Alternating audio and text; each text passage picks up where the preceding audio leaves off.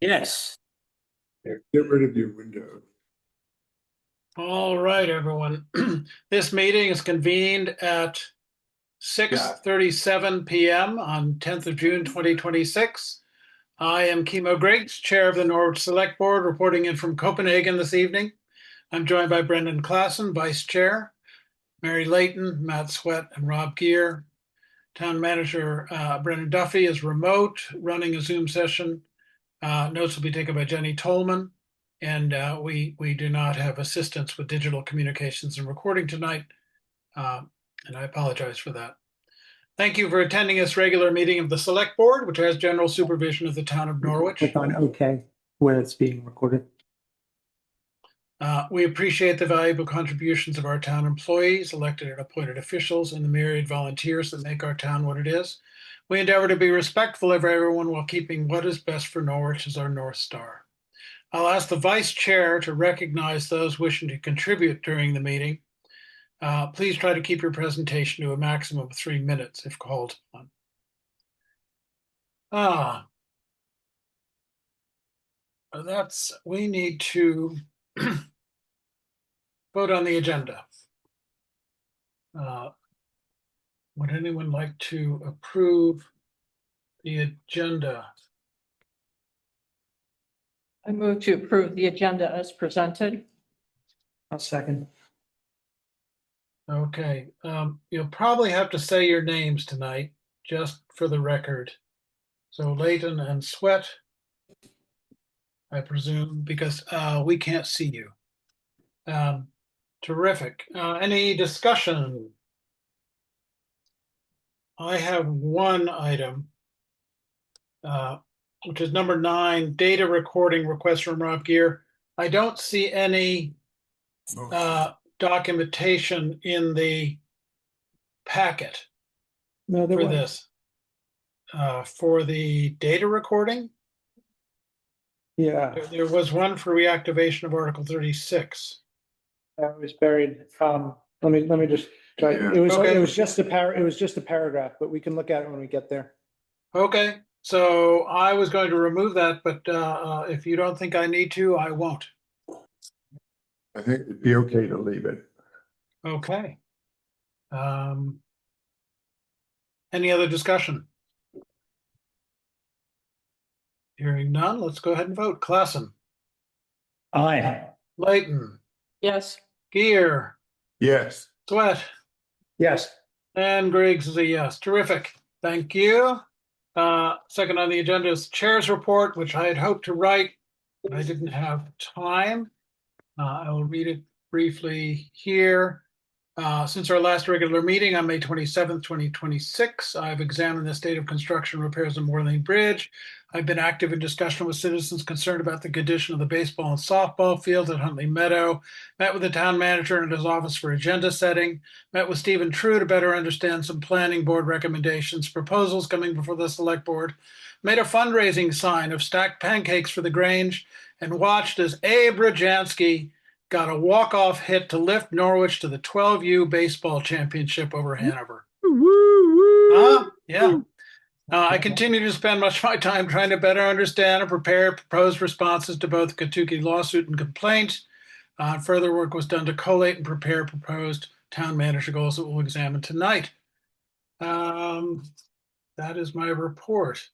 So, number 3, public comments for items not on the agenda.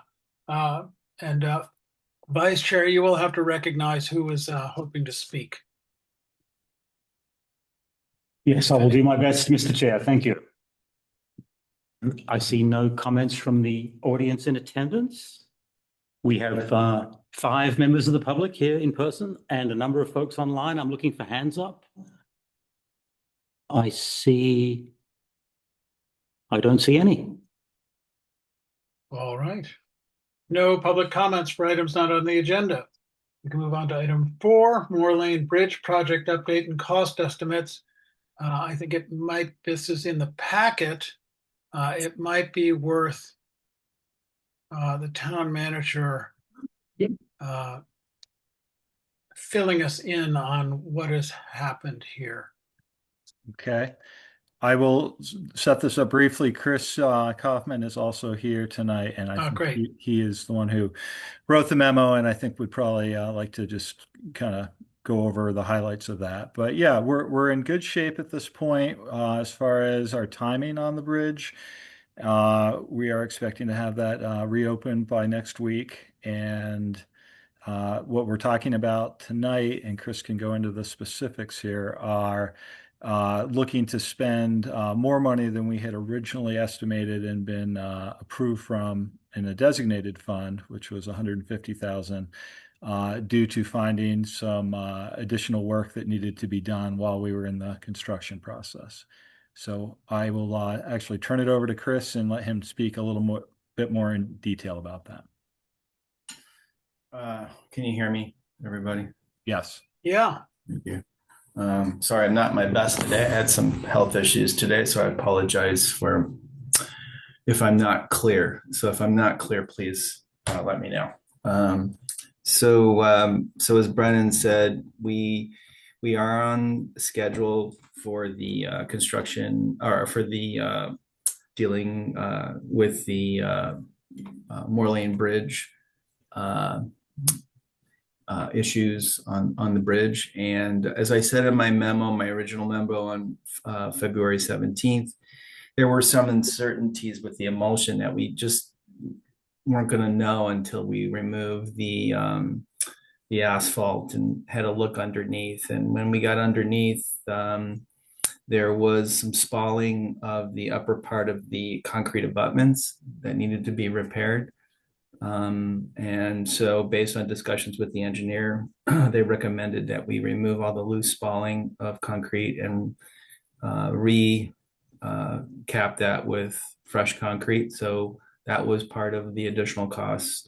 And Clean Harbors has been out multiple times cleaning both the top and the underside of the bridge. That of course, we had a place marker originally of 35,000 for that work. And as you can see in here, I kind of explained a little bit about the costs, about the additional costs for dealing with their additional cleanup that they had to contend with out there.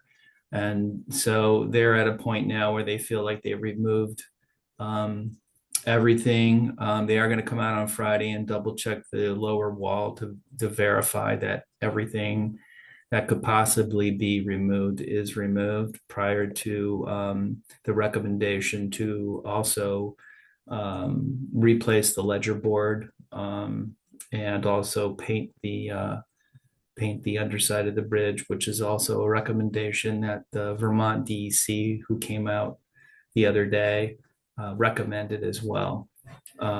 So they came out, the spills group, and they felt like we were doing what we're saying we were going to do. So at this point, we're getting close to putting the liner in, and this week we should have mostly all the liner in and the asphalt on top. And again, this was the goal of eliminating the stormwater that seemed to be moving through the bridge on the lower end of the bridge, which we believe is the main cause of the emulsion that seems to be moving.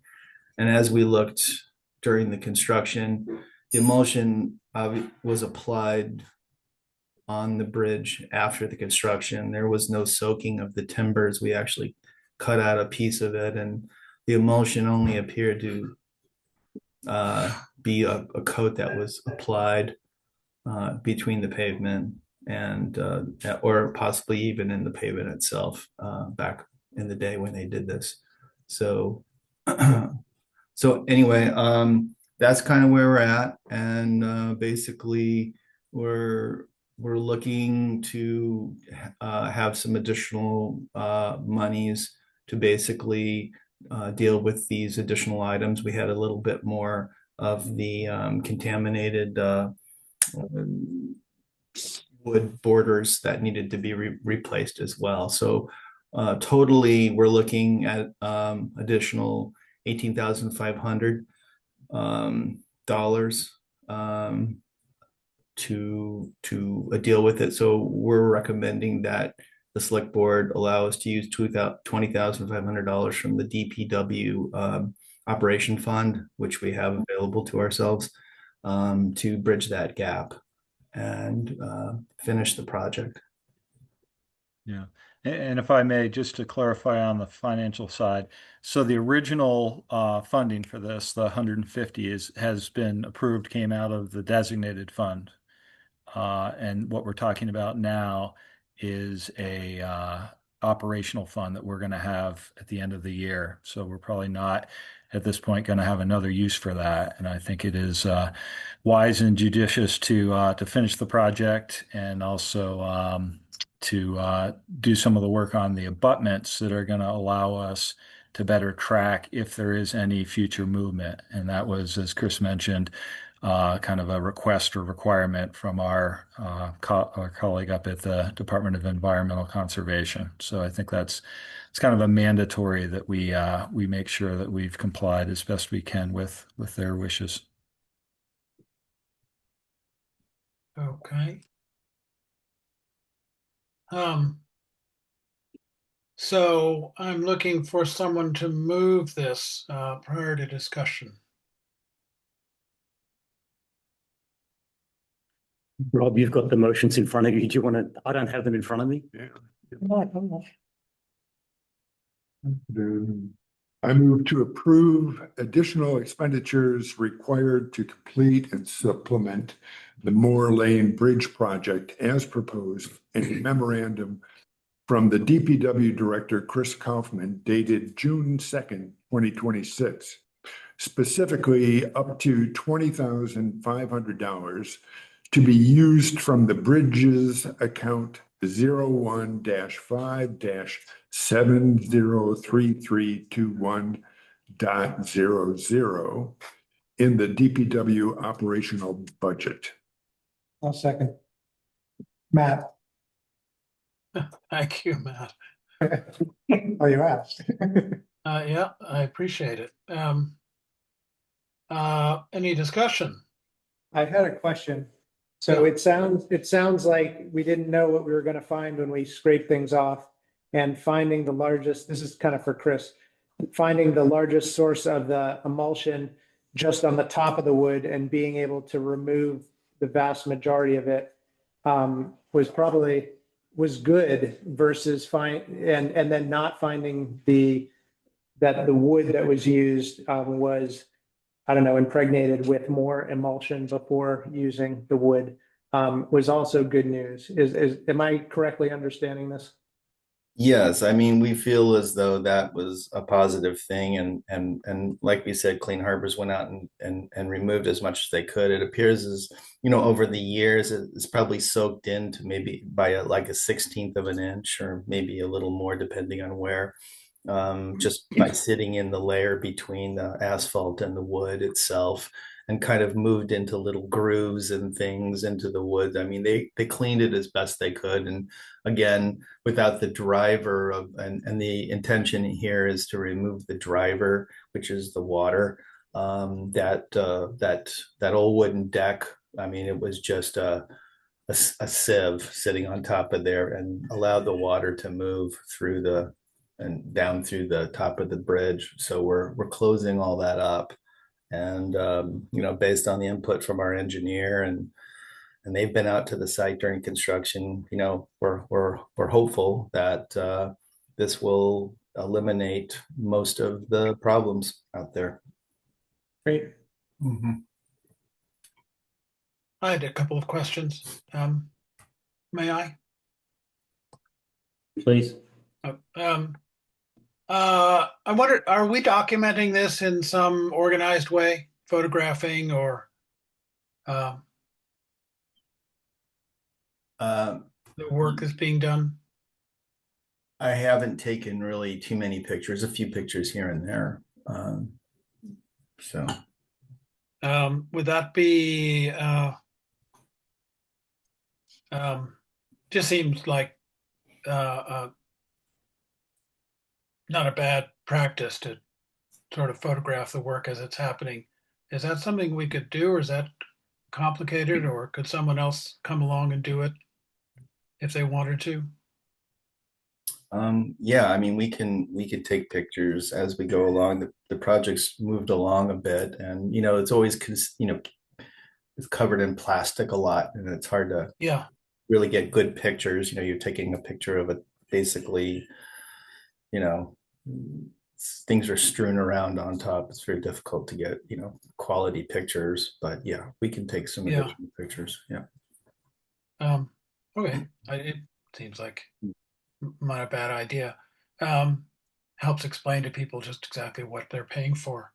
The other is there's a layer of plywood underneath the bridge to help contain whatever was falling off, I imagine. What is the plan for that? The plan is to leave it. Basically, it's a double sandwiched absorbent system underneath the bridge. Historically, for years, that was leaking. So it's just kind of migrating through the the cracks and crevices underneath the bridge. So to eliminate that, that's what we did. So basically, by doing that, it the only real problem area ended up being at the far corner of the lowest point of the bridge. There was no longer any material seeping out from the underside of the bridge. Okay, so we're not worried that emulsion is collected on top of that and it's going to continue to. I don't know what's under there, so I was just curious. No, as long as we're going to be putting a liner out there, so there should be no real reason that there should be much, if any, other driver pushing that emulsion through. Whatever's kind of seeped through has seeped through, and it's just sort of clinging to the underside. But it's like I said, it's all contained under 2 layers of absorbents and this plywood system that was put underneath it, and it's been working. So that just stays there. It just stays there. Yes. Okay, and eventually comes off, or well, I guess when the bridge is finally replaced, when it reaches its life, then the bridge will be replaced at some point in the future. But at that point, the town would have to deal with the timbers that are emulsion, full of emulsion. But that would we're anticipating that to be many years in the future. So okay, thanks. Can I ask you a question? Is there batting? Isn't the absorbent batting up underneath the bridge and then the plywood kind of just retains it? Or am I misunderstanding it? Yeah, it's like a double sandwich, absorbent plywood, basically like a double containment. Okay. Underneath the bridge. So it's pretty robust, I would say. And in the quote, we had, I think, allotted maybe $5,000 a year for kind of additional remediation or for changing of that batting. Is that right? Basically that's for like the batting that would be tucked into the ledger board. So we're still going to have the ledger board underneath the bridge, and the intention there is to basically like a belt and suspenders kind of system. So like if we have some residual if we have some residual contaminant that still kind of migrates slowly, or if it somehow migrates through, that ledger board will be the first, will be our sort of area where we'll see contamination. Now, when we paint the bridge, you just have to understand that emulsion has soaked into the concrete itself, into the abutment. So we've cleaned it as best as we can. So when we paint that, that those old leaks just kind of bleed through. Nothing that's mobile, but sort of just bleeding through, like you would see in a stain on the wall when you paint it, and you see like some rust stain coming through a paint. It may not be, it might look a little odd, but as long as there's no active releases, that's our goal here. Okay. It's like painting over a pine board or something where the sap's coming through. Okay, that's helpful to know and to be aware of. Thank you.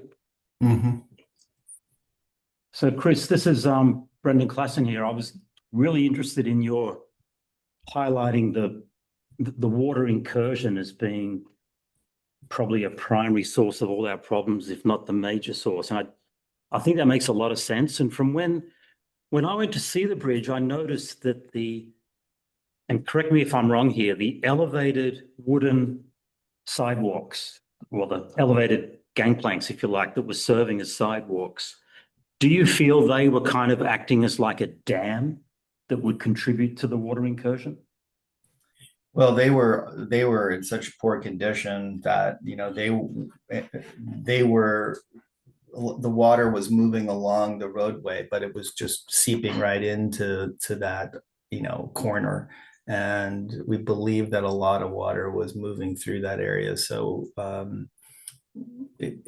think we believe it was a contributor towards allowing water to move into that corner, and removing that and you know, paving it and putting a liner on it and then paving over that. And with the curbing we're putting in, we believe that we're going to, you know, move that water along without it moving down under the bridge through where those seeps were coming out in that far corner. Great, thank you. So the reason I'm sort of asking, you know, on the sidewalk issue is that there's some feedback from some town residents that they would have liked a sidewalk in the new design. And to the extent that that may have been a contributing significant factor to the original, if you like, flawed design that leads us to where we are, I wonder if, like, was the sidewalk question, was it looked at, was it eliminated as impractical, or as maybe the root cause of our problems in the first place when this was first set up? I'm just want to make sure we address in a sort of a considered fashion the sidewalk versus no sidewalk concerns, if anyone has them. Well, I think the decision to put back a sidewalk, like for instance, an asphalt or a concrete sidewalk, I think that could have been done on top of the roadway itself. But I think the decision was to eliminate it, to allow, the bridge is very narrow, so it's kind of a pinch point. So this would allow you know, the plows and traffic to move a little more freely through the bridge. It's very, very narrow, very difficult to push through there. And so it just allows, you know, so there's no real reason other than the decision was made. My understanding, the decision was made to eliminate the sidewalk. Okay, thank you. I'm before my time, so grateful for the clarification. Appreciate it. It'll be striped, is that right? Okay. That's what I understand. Yeah, the plan at the moment is we are going to have a very robust stripe that is going to designate kind of the pedestrian area where that existing wooden sidewalk was in place, and you know, it's no longer there. So there will be, you know, a clear visual cue as to where cars will be and where pedestrians or bikes would be if they're crossing that span of the bridge. Okay, good. Well, it might inspire a new fashion, the robust stripe. Be excellent. Okay, thanks for the explanation. That's good. We have a motion. We have a second. I see no further comments. Let's vote. Clausen, Aye. Layton, Yes. Gear, Yes. Sweat, Yes, Griggs, yes. Thank you, Chris, for your help with this. Appreciate it. I hope we feel better. Thank you. Yeah. All right, item number 5, Planning Commission 2026 Bike Pedestrian Grant Application. This is something we have seen before, and now we have to agree to the requirements and obligations of the application and sign a municipal resolution letter. Would anyone like to move this? I move to support agreeing to the requirements and obligations of the application for a 2026 federal aid bicycle and pedestrian grant and to sign the municipal resolution letter presented in the packet for this meeting. Just to be clear, that's Selectman Gear. Indeed. Do I have a second? I'll second. Select person Layton. There you go. Thank you. Terrific. Any discussion? I mean, I'm very excited about this and look forward to watching this project move forward. We have Stephen True here.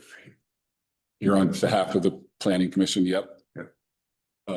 Yeah, we're looking forward to it too. Okay. We had a letter signed by over 100 residents urging the planning commission to do this. So, I feel we have to respond to that. And so, yes, if you so move, I would love to have your signatures this evening. The application is due on Friday. This is the last piece that's remaining. Sort of expect a decision in the fall. Fingers crossed. I'm happy to answer any questions. I have a question, just in the planning to, I think it's Route 5 South, make that more pedestrian and bicycle friendly. Is that the main focus? Yes. And Yeah. so do you have to work with V-Trans since it's Route 5? Yes. So that's definitely part of the process. Yeah. In fact, for all of these grants, you work very closely with the transportation planner of the Regional Planning Commission because of the sort of standardized design guidelines and, road policy that sort of comes down from the federal government and state. But it is, yeah, I do in the application have a email to the V-Trans regional coordinator, alerting them to the fact that we're going to be working in their right of way. Okay, and when town of Hartford went through a similar process?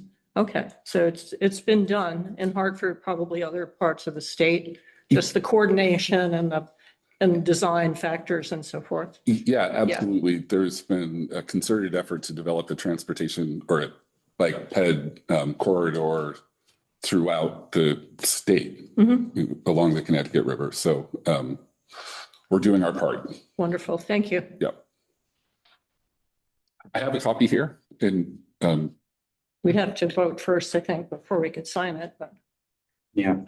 Just a quick audio visual check. Can everyone online hear and understand Stephen's presentation just then? Yes. Great. Yes, Can I make one comment, Chair? yes. Well, I just wanted to report, put this in context just for a second. Last night, we had the kickoff meeting of the Village Master Plan Steering Committee. And so that will, over the next 8 to 9 months, pull together a lot of public participation and thoughtful conversation around the village center and the village area. And as defined, that area includes all the way to the Hartford line and the Farmers Market and Fogs, Dresden Field. That whole area could very well be designated kind of a satellite or a focal area. And so this transportation study and bike ped connection will fit perfectly into that conversation and will be included in the big picture of that plan. in Very 2007, sorry. No, in 2017, we had a similar grant to look at transportation corridor along Beaver Meadow. So we're sort of bracketing the town and with these scoping studies. They don't expire. So once you do a scoping study, I mean, you'll probably have to revisit cost estimates, but once the work is done, it's done. So, yep. If I can comment, I was attending the Upper Valley Transportation Management Association meetings for a number of years while on the Energy Committee. And that particular part of Route 5 has been an area of concern for ages. Mhm. And so the possibility of making some improvements in the safety is very desirable. I agree. There's also so much potential there. Yeah. Yep. Yeah, it'll be an interesting study. I have my hand up. Yes, Mr. Chair, please proceed. I'm going to go ahead. I'm sitting in a city where I think about 50% of trips to school and shopping and work are done on bicycle now. It's amazing. The infrastructure. I'll probably die from being run over a bicycle, but it's really kind of a wonderful thing to see and to model. All right. Any further discussion? Seeing none, let's vote. Klassen, Aye. Layton, Yes. Gear, Yes. Sweat, Yes. and Griggs is a yes. Terrific. Great. Thank you very much. Thank you. Thank you. Can we circulate this? Thank you, Stephen. Thank you. Really good work. Item number 6, Affordable Housing Committee recommendation for revolving loan fund award. A nice lengthy packet item. Lots of juicy bits. I wonder if anyone would like to move this. Sure. I'll move this one. I move that having considered the Affordable Housing Revolving Fund guidelines approved by an earlier select board on April 24th, 2019, and the lack of any prior formal requests for the funding, considering the pros and cons of the funding application by the Twin Pines Housing Trust on behalf of the Star Lake Trust, the select board believes that the request satisfies enough of the guidelines to merit funding. Accordingly, we approve a loan to the Twin Pines Housing Trust for the full amount in the Affordable Housing Revolving Fund number 23 at a rate of 0%, a term of 12 years, no payments for the first 2 years, followed by a 10-year repayment period. No security is required. These terms to be formally agreed upon in a legally binding loan repayment contract with the town and borrower. And there's a note, which is not part of the motion, I believe. The note says fund number 23 balance is currently $51,539.86.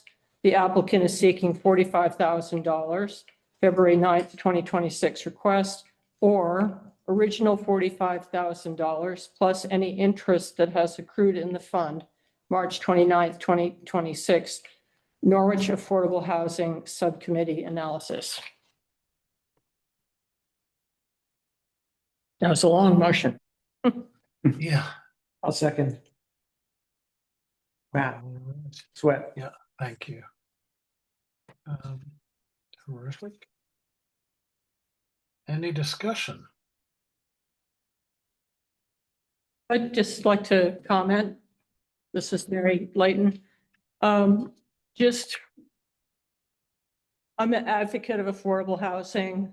I'm sort of by chance, I'm able to afford to live here. I just think it would help our town. Star Lake already helps residents stay in town who they just add to the social fabric. And I'd like to see Star Lake supported. I'd like to see more affordable housing built if possible in town. So generally speaking, I support this. I also realize that construction costs are high. The cost of saving for future infrastructure improvements is high. I'd like to see Star Lake continue into the future. It sounds like they need some help with their water and sewer and septic arrangements. And also just that our affordable housing fund is small. And I think it said in the memo, it's not, if, you know, it's been about $45,000 since 1997 or something like that. If it had another zero on it, it could have been used to maybe buy a property or renovate existing property or get something started there. But I think allowing this loan to happen is a good use of that fund that's just sat there for so many years. So that's my opinion on it. And this is Jeff LaBelle. I just, with the Affordable Housing Subcommittee, I just want to note that I'm here. And obviously you've read my memos. If you have questions for me about the Affordable Housing Subcommittee and our deliberations, but we talked about this at detail in 2 meetings, made a recommendation that you have in your packet, went to the Planning Commission. They similarly recommended approval, and it's now before you. And some money's been there for 20 years. We really want to do something good with it. It's not big enough to do all the amazing things that we want. You know, we'd love to do 20, 30, 50 units of affordable housing. Those are multi-million-dollar projects. We have an opportunity to do something really good here to help people stay and afford to live in town. And it therefore satisfies the goal of providing affordable housing in perpetuity, which is really the goal of the fund. I have a question, Matt. In reading all your documents, I read that the Affordable Housing Subcommittee approved the recommendations by a vote of 4-1. And so I was just wondering, is it possible to quickly summarize why one person might have not recommended it? Well, I will say that the one person who declined to support it is on the Planning Commission, and he voted to support it at the Planning Commission stage. Okay, So whatever his concern was allayed at the Planning Commission stage. great. Thank you. And thank you for putting this together. It was good to read and seems like a great idea. Thank you. You're a chair, I think. Someone has its hand. Yeah, I have my hand up. I also wanted to say I actually really enjoyed reading this, and I thank you for its the material that's in it and how it was written. I support this. I wonder if anyone has a concern. I don't think I have a concern, but I wonder about it. At 0% over 10 years, we're taking a small fund and effectively probably having it, right? So after 10 years, it will be worth significantly less than it is today with zero interest. Is that a concern to anyone? Just a question. I support this, but I can just say from the Affordable Housing Subcommittee's point of view, frankly, that if we were able to provide a grant for this, we would have done it. It's a worthy cause. It's a very small amount of money. But we determined we were not able to do a grant given the terms of the article that came before the voters for a revolving fund. We did the closest we could to a grant, to be honest, and tried to give them some generous repayment terms. okay. I have a follow-up to that, Chairman Griggs. I've wondered for a long time if there was some kind of alternate funding mechanism to replenish or build up the affordable housing fund, like something through the, a community foundation or something, so that you could have private donations flowing in to help out. I don't know exactly if that is possible, but perhaps draining the fund would also be a challenge to figure out whether it should be eliminated, that grants are the way to go, or is there some kind of alternate way to replenish it and build it up? But that's not on the agenda tonight. No, it's so- not for tonight. It's just a thought. Yeah, really good thought. I agree. Sorry, I still have my hand up. I think by making the motion, we've decided this does fit within the requirements. We have to decide on what number we put in the, or proposing that it fits within the requirements. But we have to decide what number to put in the space, whether it's the 45,000 that was originally sought, or the full amount that is in the fund now, which was proposed in March 29, 2026 analysis. If I could just say, permission that having $5,000 sitting around, it doesn't make a lot of sense. Like, we'll wait another 30 years, right? Before that, so let's just Yeah. take all of our money that we have and put it towards a good use here. I agree with Mary. We should try to grow the fund. That's a great idea. We did try to grow the fund. The town told us they were not able to accept donations that were directed to a specific purpose, so we weren't able to do that. We did look into a community foundation as an alternative, and that was complicated. It was going to be expensive, and they had a management fee. And so all this is to say, it's a great idea, but I just don't think there's a lot of value in keeping $5,000, around when it could be put to good use here. I agree, Mary. Point of order, just that the motion would be the entire amount. It would be the 45,000 plus the accrued interest, because it says the entire, Right, the full amount. the full amount. So the way the motion is written, if we decide to go in that direction, that's what we're talking about. Good. Any more discussion? Let's vote. We have town manager.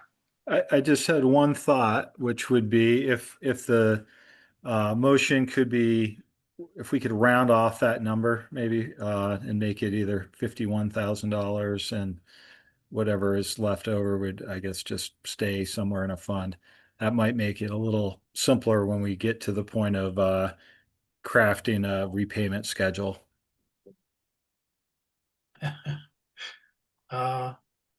Okay, so rather than saying the full amount in the Affordable Housing Revolving Fund, we would say a specific amount. That would be maybe simpler as far as moving the loan repayment forward. I think 51,000 would be the closest amount there, right?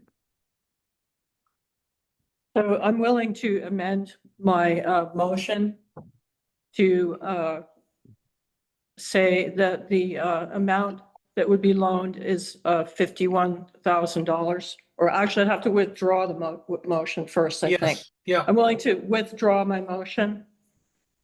Matt, you'd have to do I that would too. withdraw my second. Okay. And then I'd like to make a new motion. Shall I read the whole thing or just amend? Yes, go ahead and read the whole thing. Okay. Let's see. I want to just see where to put that amount. Instead of the full amount in the Affordable Housing Revolving Right. Fund, you could say for 51,000. Okay. from the From the affordable. So for 51,000 from the Affordable Housing Revolving Fund. Yes. Hang on a minute. Okay. Okay, here goes. I move that having considered the Affordable Housing Revolving Fund guidelines approved by an earlier select board on April 24th, 2019, and the lack of any prior formal requests for the funding, considering the pros and cons of the funding application by the Twin Pines Housing Trust on behalf of the Star Lake Trust, the select board believes that the request satisfies enough of the guidelines to merit funding. Accordingly, we approve a loan to the Twin Pines Housing Trust for $51,000 from the Affordable Housing Revolving Fund number 23 at a rate of 0% and a term of 12 years with no payments for the first 2 years, followed by a 10-year repayment period. No security is required. These terms to be formally agreed upon in a legally binding loan repayment contract with the town and borrower. And I'll second. Terrific. Discussion? No discussion. Let's vote. Klassen, Aye. Layton, Yes. Gear, Yes. Sweat, Yes. and Griggs is a yes. Fantastic. Right. Let's Thanks go so do much. some septic work. Thank you. Great, appreciate it. Yeah. Thanks for a very clear set of documents. Yeah, my pleasure. Thank you. Really appreciate it. Thanks, everyone. All right. Number 7, NPD request for purchase of speed messaging sign. Anyone like to move this? I move to approve the expenditure of $37,900 for the purchase of 2 Speed Alert 24 combination radar and variable messaging trailers as requested in a memo from Police Chief Romei on the 4th of June, 2026, funding to be taken equally from the 2026 and 2027 police operational budget. Account number 1-5-500204. Second. Anyone? I think. That's Gear. Yep. Thank you. All right. Any discussion on this? Yes, this is Mary Layton. I just like the idea that there will be 2 of these mobile units that can be moved around. I think 2 is better than 1. Hmm. Mr. Chair, may I chime in for a moment? You may.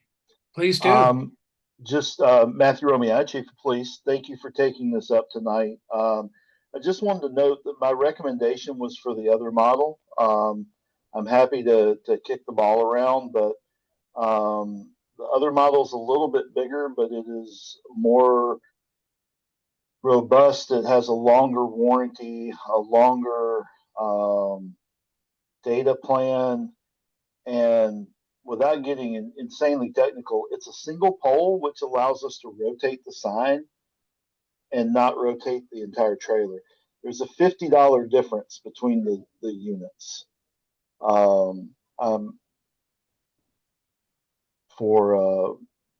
Just for reference. So if it's all the same, I would rather get the other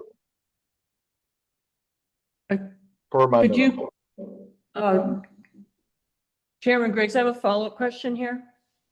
Yes, please. So I'm wondering, just Chief Romei, could you clarify in our motion, we have 2 Speed Alert 24 combination radar and variable messaging trailers. Is that what you're talking about as your preferred devices or not? No, ma'am. I would prefer the Wancos. They are, if you're familiar with the orange ones that you see on the interstate everywhere, that's who makes those. They are supported by a single pole, which allows us more flexibility in sighting the trailer, so we don't have to pay exact attention to the alignment with the road. It gives us a little better opportunity to get it farther off the road. It is a bigger sign by about a foot in one direction and 2 feet in the other, but I also I don't think they'll be real garish. We're going to put a little extra in there out of operational funds and get them in blue rather than orange. So I would prefer the Wanco models. They're again, there's only a $50 difference between them. So you'd be talking about a combination of I can't remember, 19.5 each, whatever that turns out to be. This one's actually much smaller. I did have a,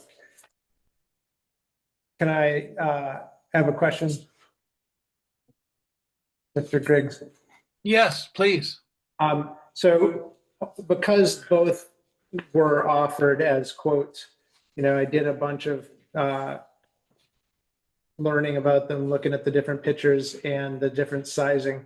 And I think that first of all, I support this both from a way to calm traffic. I think it's a great idea to have these signs, the mobile speed signs.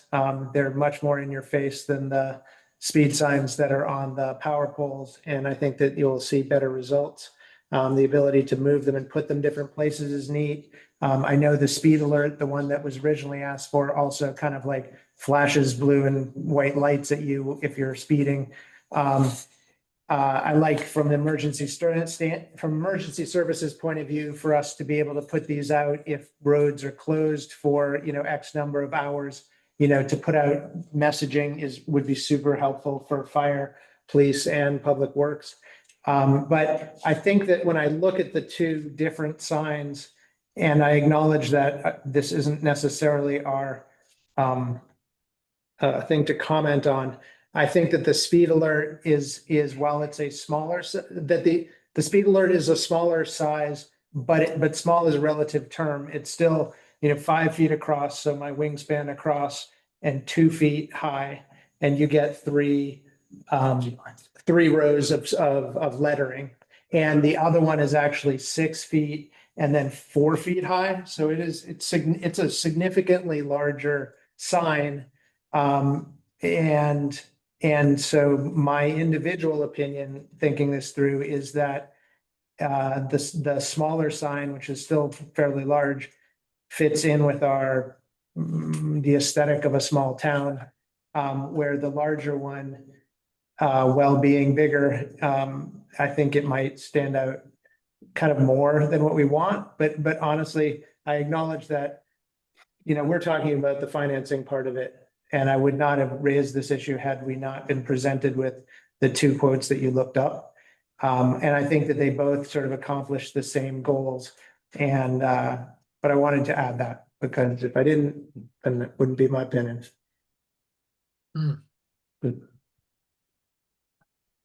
I've seen the Speed Alert 24, the smaller one. I've seen it in small towns as you're entering it. And I find it to be kind of like visually appropriate for small town roads. And the other one, I think, when I look at it, it's pretty big, and it's good for larger roads. And I don't know how it would stick out here. Thank you for that analysis. Yeah, I have some comments about it. Jan, you've got your hand up. Well, I would just like to second what Matt Sweat just said. I think that I support certainly the mobile signs and the entire idea of getting the data and having that resource, but it does seem like a 4x6 sign is just the smaller one seems more appropriate to our town and the size of our roads. So I would just support what Matt said.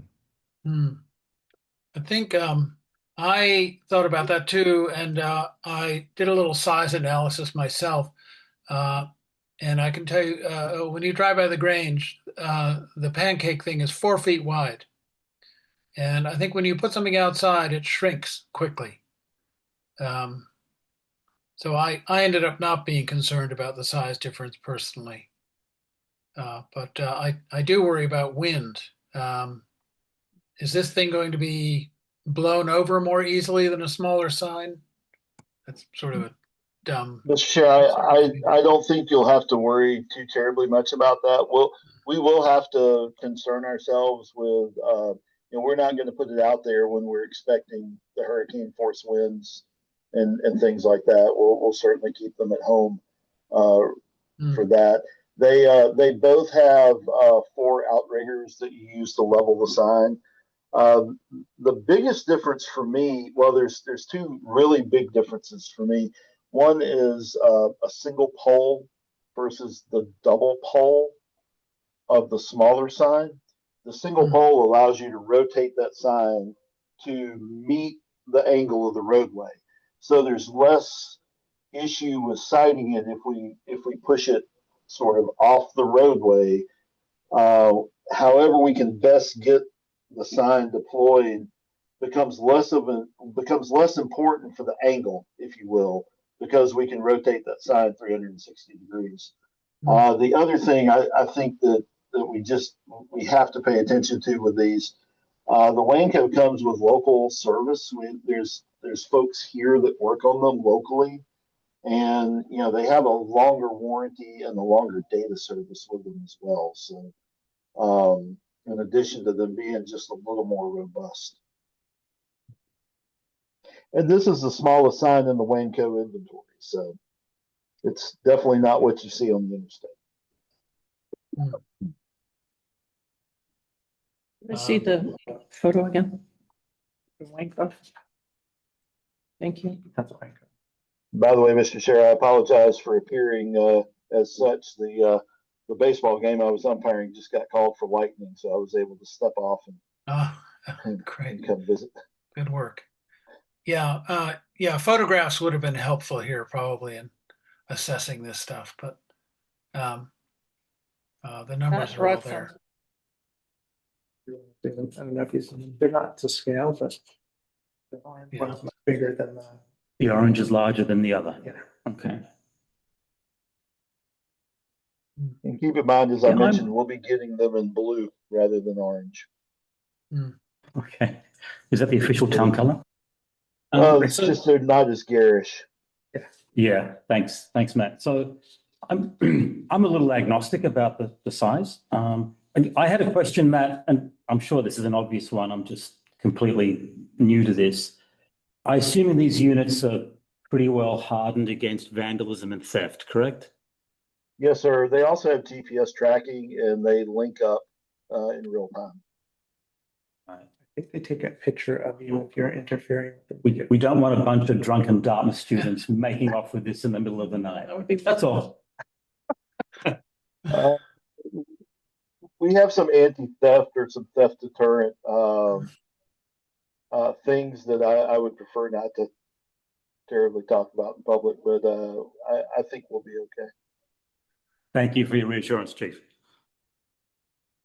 All right, so how are we going to do this? We have two options. We have one motion for one option, but we have to decide which option we want the motion to be for first. I would like to respond. I like the idea of having heard a greater explanation of the two models. I like the idea of the pole where you can change the angle of view. Also, the ability to get local service and have a better warranty. So I would be willing to withdraw my motion for the speed alert 24 if it seems as though others would find that helpful. I think I would find it helpful. Yep. Yeah. I'm partial to going with the chief's recommendation. So shall I withdraw? All right, I move to withdraw my motion to approve expenditure for the speed alert 24. And Gear, do you also withdraw? You have to agree to that too, Rob. Yes. Withdraw. Yes. Okay, and then I'm Okay. willing to move it again. I'm just going to call it the Wanko model because I don't really. I assume it's also a combination radar and variable messaging trailer, just a Wanko model. So Yes, fair ma'am. to say? Okay. That's correct. Okay. I move to approve the expenditure of $37,900. I think it's 38,000 for the. Oh, it's 38. Oh, yeah. Okay. 38 even? Yep. Okay. Thanks for that correction. I move to approve the expenditure of $38,000 for the purchase of two Wanko model combination radar and variable messaging trailers as requested in a memo from Police Chief Romei on the 4th of June, 2026, funding to be taken equally from the 2026 and 2027 police operational budget, number 1-5-500204. Gear seconds. All right. Further discussion? No further discussion. Let's vote. Klassen, Aye. Layton, Yes. Gear, Yes. Sweat, Yes. and Griggs is a yes. Great. So can we remotely decide what message goes on there? You can. Yes, I can set it from you can set it from your phone in Copenhagen. Yeah, fantastic. Thank you. Thank you. All right. Good. Thank you. All right. Number 8, proposal for reactivation of Article 36 Task Force. Would anyone like to move this? Let's see, I move to reactivate the Article 36 task force for a period of 12 months with the purpose of producing a proposed updated action report for the select board. So that's modified slightly from the motion sheet. Yeah, okay, adding the word updated. All right. And that was gear. I Do will I have a second that. I will All second right. that. Mary Layton. Yep. Any discussion? I can embellish that a little bit. A report from the Article 36 task force, which is on the website, the town website, recommended specific actions to accomplish the goals of Article 36 from 2019. And some of them may have been changed, not changed, but the technology mentioned may have changed in the 3-4 years since the report, 3.5 years. And so the goal of the task force would be to revisit those and see and update them as need be for consideration.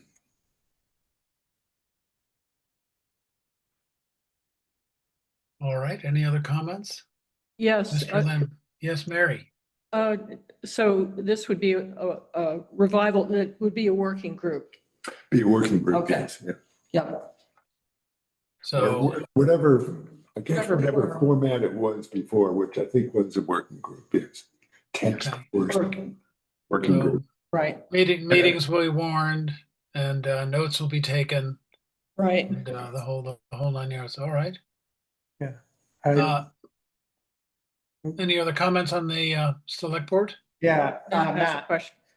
So I think that in the 3 years or in the time period that we have gone through, I think that we're at an exciting period of time where a lot of technologies have matured into their commercial levels, including ride along mowers that are battery powered, pickup trucks that are battery powered.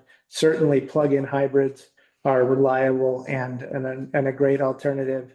I think the idea of putting charging stations at the public safety building and at Public Works could be a great first step into preparing us to do those kind of things as well. I think it's pretty great that we have, I don't know, more reliable and well-tested technologies at this point to choose from. And it seems like we're at the point where we can start doing that. And so I think that I'm looking forward to the revised report. But I see a lot of low-hanging fruit at this point. Mr. Lamperti. Hi, everyone.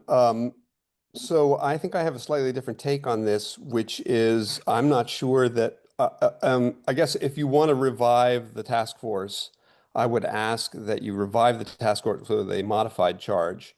I don't think we need to take another year to do another report or to update the report. I think if you want to revive the task force, it should be to make specific, actionable recommendations for the recommendations that were already in the previous report. So to take it to the next step, I think it's time to actually act on those recommendations, not just take another year to report on them again. So a revised motion that included the words implementation and specific actionable proposals would pique my interest a little more than simply saying that we're going to recreate this task force to do the same thing it already did just because 3 years have passed.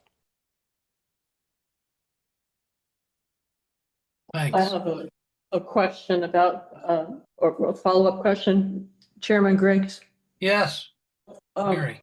The motion does say the purpose of producing a proposed action report. Would that capture what Aaron Lamperti is getting at? An action report? Or should we go beyond?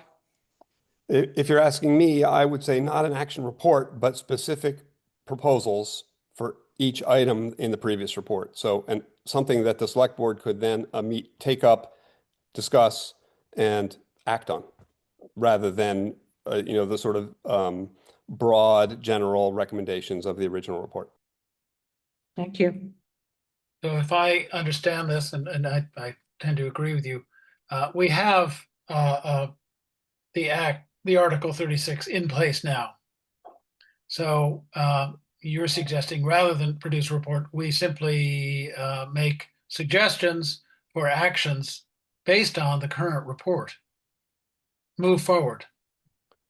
Yeah, I mean, I don't know that authority you need my opinion would be, I don't know if you need a task force to do this, or if this is more of a select board function. But for example, one of the recommendations in the original report was, I don't know, to buy, someone mentioned, Matt maybe mentioned lawn equipment. Well, rather than saying we should go with electric with lawn equipment, the next thing would be to actually instruct the town manager and therefore the DPW to buy lawn equipment, whether that's specific as to a model and brand or not, but actually just take that next action.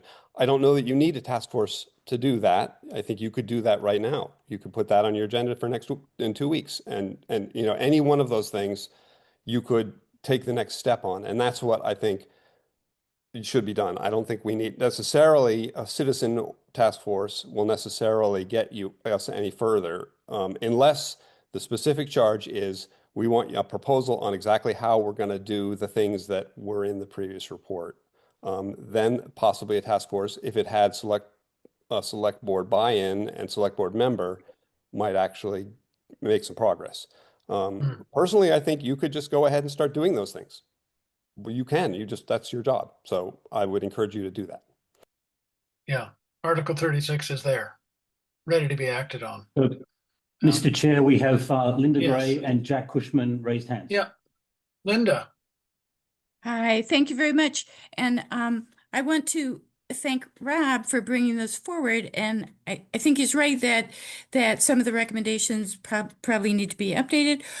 But I tend to then agree with Aaron a bit more that I don't think another citizen group needs to do that process. I think staff can do that. And I want to call your attention to its page 90 in your packet, and there's a concise memo from Harry Falconer, our shared energy coordinator, about details. So I personally would suggest that the right approach would be instruct staff to take, they can update things. Harry is in a good position to update the recommendations and then just start acting on them. As action items need select board approval, bring it back to you. As they are staff level, just proceed with them. Thank you. Thank you, Linda. Jack. Yes, thank you. And thanks both to Linda and to Aaron, who, along with me, we were the co-chairs of the Article 36 Task Force a few years ago.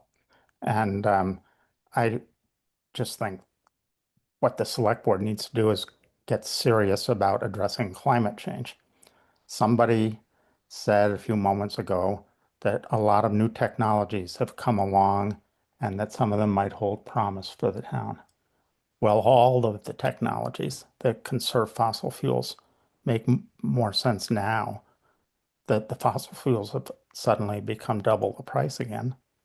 And so we're not going to hold ourselves to the whims of the oil prices when we decide what to do. We're going to say, we understand in Norwich that the future of the planet is at stake and that the target is to eliminate the combustion of fossil fuels. And we think that we have to do our part. Now, I've heard some talk tonight about lawnmowers. Okay, when we did our work, we consulted the Conservation Commission, and the one recommendation that they made to us was to replace the town's mowing equipment with quiet, efficient, modern electric equipment.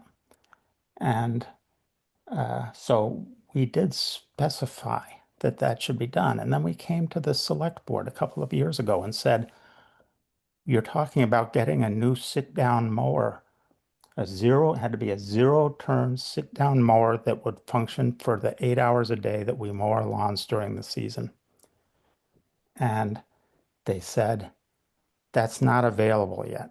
So instead, Mary Layton amended the proposal to say that when one was available, the town would test it because we knew that one was coming on market by Toro the following year. And we would test it for the next available growing season. And the select board unanimously approved that. The town manager said it would be fine to buy one now. You could always sell it if a better one came along. It'd be a piece of cake. In fact, you had to wait months to get these things. Well, I got myself a picture driving one of these around, but I haven't seen the town test it. I haven't seen anybody pay the slightest attention, even though the select board has already told the town, not under this town manager, this was a while ago, already told the town to go do this. So get serious. We're wasting our time having reports done. These are actions that can be taken now. And I'm happy to help in any way I can, but I wouldn't want to associate myself on the task force as a member of such a task force. Thank you, Jack. So, Mr. Chair, this is your vice chair speaking. Can you hear me? Yes, I can. Right. So I certainly agree that the technology has really proceeded apace since Article 36 was first elaborated. And yes, it's only advisory, and yes, we have spun our wheels a little bit in the aftermath of having this thing, passed by a significant vote. I think 700 to 200 or something. But significant. Yeah. I won't. Sorry, Rob, I didn't mean to put my spot with that. But I think if we look at this in general, there's a lot of upsides to this electronic equipment. And I remember reading a statement by, I think it was the CEO of Home Depot, who predicted that by 2028, I'm guessing from memory here, my computer's dedicated for AV, so I can't check it. By 2028, 95% of all yard equipment sold by Home Depot will be electric. And that's leaf blowers, trimmers, mowers, ride-on mowers, weed whackers, rollers, the whole thing. And that's the CEO of a business that relies on sales of these things. So they must have done their market research. So this is clearly where things are headed. There's obvious benefits for noise. If the recharging and the life cycle of these things out on the work sites has been addressed, and I think it has been. I know the electric lawn, this guy, Matt, I forget his surname, he set up a whole new business in Norwich. He purchased, I think, 7 secondhand stand-on electric lawn mowers and built a whole new business from scratch. Secondhand equipment. I don't know what his outlay was, but innovative young guy, resident in town. Clearly, this is where we're headed. I think it's really exciting. My question is, what's the budget? Like, how do we intervene with equipment, life cycle replacement, new equipment purchase, elective replacement of equipment that's still working, these types of things? And I'm going to intervene here for a moment. This is all good stuff, but it's not what we've got on the agenda. And I would like this to be on a future agenda. And I think I would really like to see action taken. I've been a proponent of this since I got on the board. So I'm happy to see it coming up. But right now we have a proposal to reactivate the Article 36 task force, which in addition to moving things forward, doesn't strike me as a bad thing. And I wonder if we maybe want to approve that and then come back at our next meeting to approve some other actions, specific actions for moving this forward. Would that make sense, or? Perhaps in line with the sense of urgency we're being encouraged to embrace. Yeah. I don't really feel like we have enough data and support in the packet for us to change the motion dramatically. But I think we could produce that for the next meeting perhaps and get this stuff on and get it voted and ask for it to be moved forward. Would that make sense to people? Sounds reasonable to me. Yeah, yeah. If I may, Jack Yeah, has got his please. hand up. Jack, yes. I'm sorry. I wondered why my arm was aching. Sorry. Oh, okay. Well, so Yeah. my intent with the suggestion to reactivate the task force was intended specifically just to update the summary recommendations for action to make sure that they are in line with technology that exists today and give that impetus to actually do something, as Aaron and Linda and Jack have all said, instead of, oh, that was a lovely report, now we'll move on and ignore all this stuff. So my intent was simply to get the 2022 vintage recommendations updated to the current technologies and require them to be implemented. So if that can occur with tabling this until the next meeting, we can readjust the motion and perhaps nail that down more specifically as creating directly actionable items within a shorter period of time. Thank you for that. Linda? Linda, you have a comment? Yeah, thank you. I would like to suggest that you make a minor change or a simple change to your motion, and instead of asking a task force reconstituted to do that, ask our shared energy coordinator to do that. He's in a perfect position to handle that task. Thank you. That's good. And That's a good the idea. memo that was in the memo Yeah, that's at the yeah. end of the packet outlines a lot of them. So, Aaron, you have your hand up. Yeah, I just want to completely agree with Linda. I think it's a perfect job for Harry, just to go through the previous report, make an actionable proposal out of each of the recommendations, and that should take care of the whole this specific question. Then you can take up each of those proposals as you see fit. Mm-hmm. I would have no problem asking to withdraw the motion in favor of taking an action such as having Harry Falconer do the updating. And I would agree to withdraw my second. We've withdrawn that. Okay. All right. Go ahead. So have we withdrawn? Yes. All right. And you'd like to put another motion together to? Give our shared energy coordinator the task of updating the recommendations with contemporary technology and then bringing it before the select board for action, bringing them separately. All right. Second, that's a motion. I'd second that one. All right. So there is no period of 12 months. Any discussion on that? All right, let's vote. Klassen, Aye. Layton, Yes. Gear, Yes. Sweat, Yes. and Griggs is a yes. Terrific. I think I would encourage continuing to bring items forward for action. Heat pumps in Tracy Hall, for example, or the other public buildings. Can't hurt to get estimates and proposals, things like There that. are heat pumps in Tracy Hall. I have a question. Yeah. Yes. It's just our next item, the data recording request. Could that be incorporated into this review? Yeah, I think that would be a good idea. But So is a question about whether we could consider it tonight? Let's. If we Okay. can- Would you like to make a There new motion or include it in the last motion?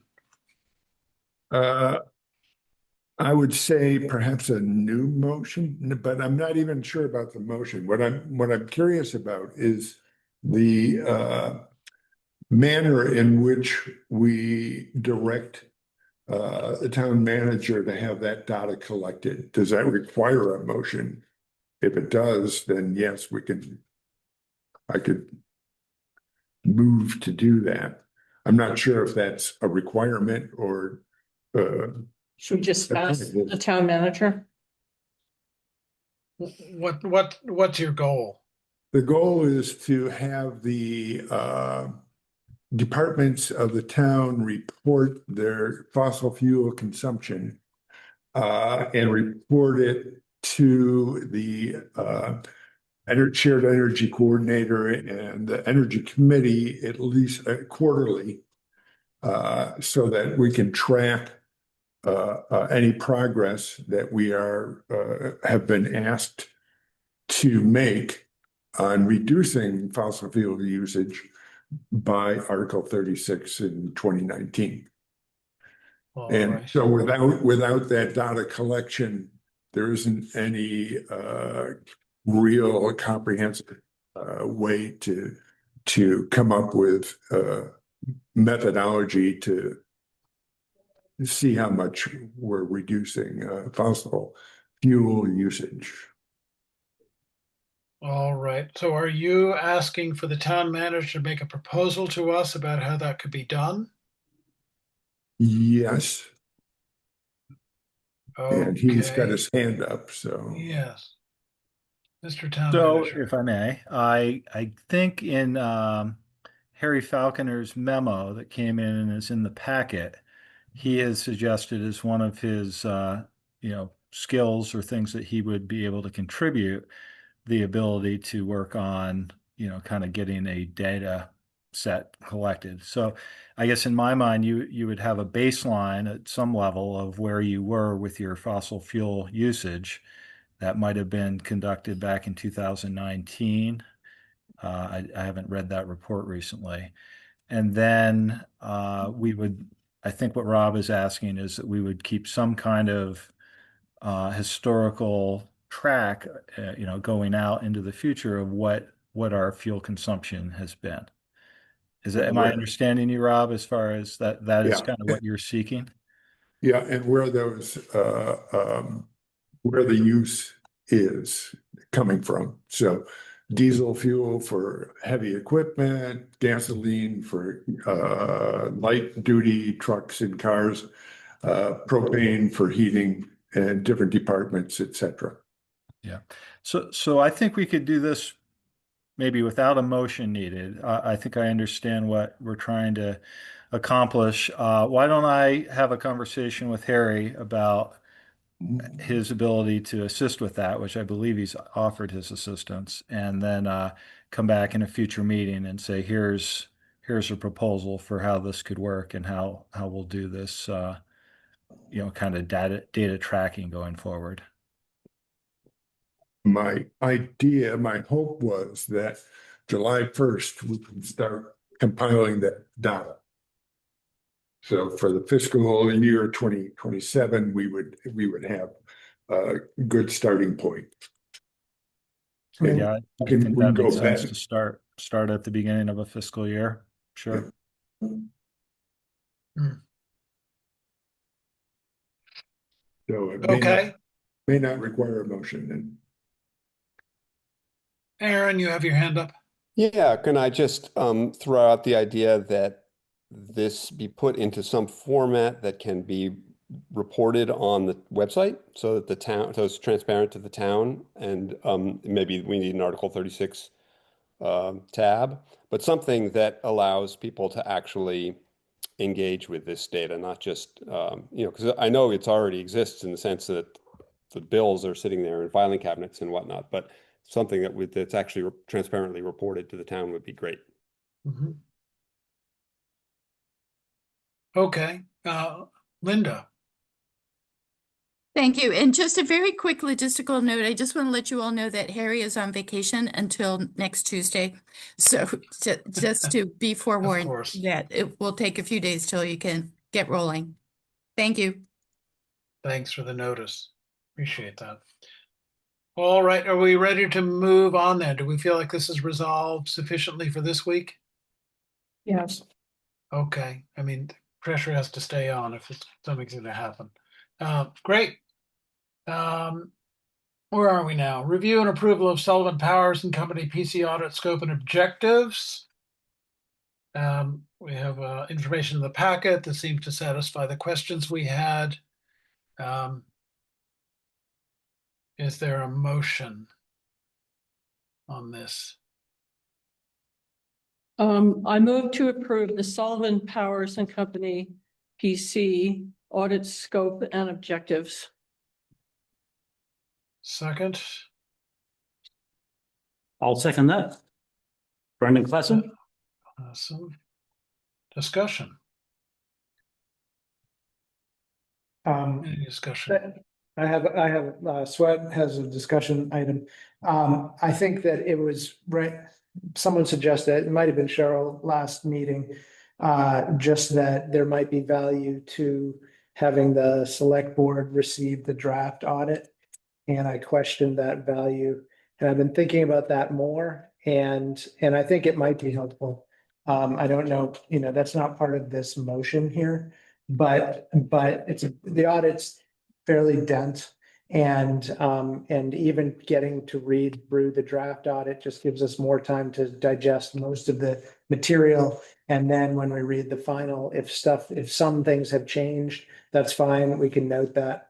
But getting it in its draft form when it's distributed to all the contributing parties, I don't see how it could hurt with the select board members. And so I would be in favor of that. All right, that is how it's written. So under general conditions, a draft of the audit will be submitted for your review prior to its, your meaning us, because we're hiring them. So that should be able to happen. Okay. Yeah, I think, Mr. Chair, absolutely. I think the select board is tasked with identifying the organization to conduct the audit, and the contract is directed to us as the requester. So yeah, I think that makes perfect sense. Great. And also, the other thing in the statutes is that we as the select board are charged with disseminating the audit eventually in due course to the public at the appropriate juncture. Yes. Well, then it just The town goes work. I know, but yeah, that's what the statute says. It's a bit stiff and formal, but it's there. All right. Any further discussion? There's a comment, public comment. Yes, Cheryl. Yeah, hi, thanks. I wasn't able to read a lot of the packet material before this meeting. This is Cheryl Lindbergh. Cheryl Just to identify Lindbergh, it. yes, Cheryl Okay. Lindbergh, resident. How about that? Sorry. Was there any timeline established to complete the audit by?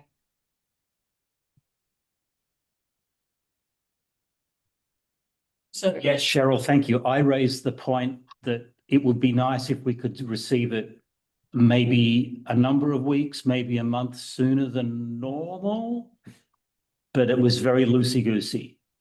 That's, I think, the only time. earlier the better. Earlier the better. And Yeah. So, I don't remember a specific date though. and that's not actually what we're talking about here. So I think that is something we can push for. What I was asking was, did they identify a deadline for submitting it to you in that RFP document? That was my question. Cheryl, I don't see a deadline. Okay. Well, I wasn't focused on that. It's been several years. It seems like it could happen a little sooner. That's just an opinion I have, but thank you. I think Cheryl has a good point. The sooner the better. Interesting. So there's no timeline. I wonder if there's a reason for that. I think because there's a lot of Yeah. moving parts, but could we ask in the town manager, like in behind the scenes, what has been affected in the timeline? If we could ask Brennan. You're asking why we're getting the audit after the first of the year in some cases? Yeah, is there Yeah. anything, like you've worked with them and Barry has worked with them? And my impression is, at least from last year being on the select board, that Barry provided them with lots of information early on and that we had, I don't know, little leverage to force them to get it done much quicker. But I was wondering what your impression or your experience was. Well, I think it's varied from year to year. I think the first year when I came on and I started in 2022, that was just a lack of having anybody to help them put their auditing materials together at the end of the fall. So I think we, if I remember, didn't even get that into the town report. We had to print that out separately because of the timing. The last 2 years, I think, have been smoother as far as, having stability in the finance office and having a director who was able to assist them in finding the information that they sought for the audit.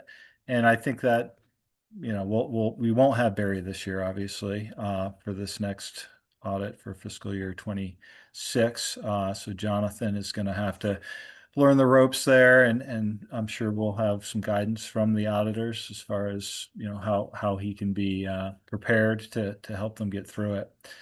So I guess that's been my experience. They are busy. There's a limited amount of municipal auditors, I think, in the state and in the region, and so I'm sure they're doing multiple other towns at the same time that they're focusing on Norwich, and that probably contributes to not being able to maybe specify an exact date that they would have a audit report or a draft audit report submitted to the town. I guess I would say this, we can certainly let them know that, as we did last year, that we would like to have this at the earliest possible opportunity and see what we get as far as a timing. So Brennan, this is Brennan Klassen here. When we missed the deadline of getting, I guess it was the 2022 audit into the 2023 town meeting, was that sort of more on us, or was it on Sullivan Powers and Company? No, it was on the town. That was us. Okay. Right. Time of great turmoil. Right. Yeah, thank you. I wasn't sure. Okay, that's good. And in the ensuing 2 years, so for this year 26, for the 25 report and the previous year, what were the dates they came in at for those 2 years? Just the last two? I don't know that off the top of my head. I know it was after the first of the year in both counts. Right. Is that kind of putting pressure on us? It's hard because we don't have actuals for, the year Yeah, that as we finished talked out. about in a previous meeting, I mean, it would be nice to have those in December so that we would have actual numbers from the year before as we kind of finalize the budget. But again, I don't know, in this iteration of our agreement with Sullivan Powers, which ends this year, this will be their last year kind of under their 5-year contract with the town, that we can tell them this year we demand that we have this on December 1st. I don't think that's reasonable. So if we put out an RFP, which we'll need to do for auditing for future years, I think we could conceivably build that into our request, is that we would ask the audit be presented, and pick a date before the first of the year. Yeah, or just figure out what the timeline deliverables are. If we provide them with all the information they need by X date, can they, do their best to return an audit to us by Y date? I don't know how it works. Well, there's a 45-day deadline before town meeting, right? Am I right or wrong here? I don't know. Well, there's production of the town report. Yeah, too. there's a timeline that goes back from town meeting day to when you have to have a town report published. And usually our audit is placed in the town report. So that's the timing I think you're mentioning, Brendan. Right. Okay. Good. Good. I Okay. think our chair has his I think- hands up. I do, both hands. Both Yeah, hands. I guess what I wonder if I'm trying to establish a timeline with someone, I'd send them a polite letter just telling them we'd really love to have this by a certain date. What would they require from us in order to allow that to happen? And then they can get back to you. And if they can't do it, they can't do it. But you politely ask and then offer to help them get there. See, maybe they could respond to that. Well, I can say that Barry and Jonathan are going to go and meet with Sullivan and Powers and introduce Jonathan and have a discussion about this year's process and the timing. So I would suggest I will let them know. They'll be watching this tape, I'm sure, but let them know that could be something to discuss while they're having that conversation. Is it possible to get this earlier? Is there something the town can do to get you materials sooner than we have in past years? And we can see what they respond to there. So, Sounds Brennan, good. stepping Any back other- a little bit, Mr. Chairman, if I may.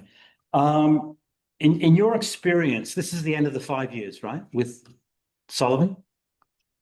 Right. Last year, yeah.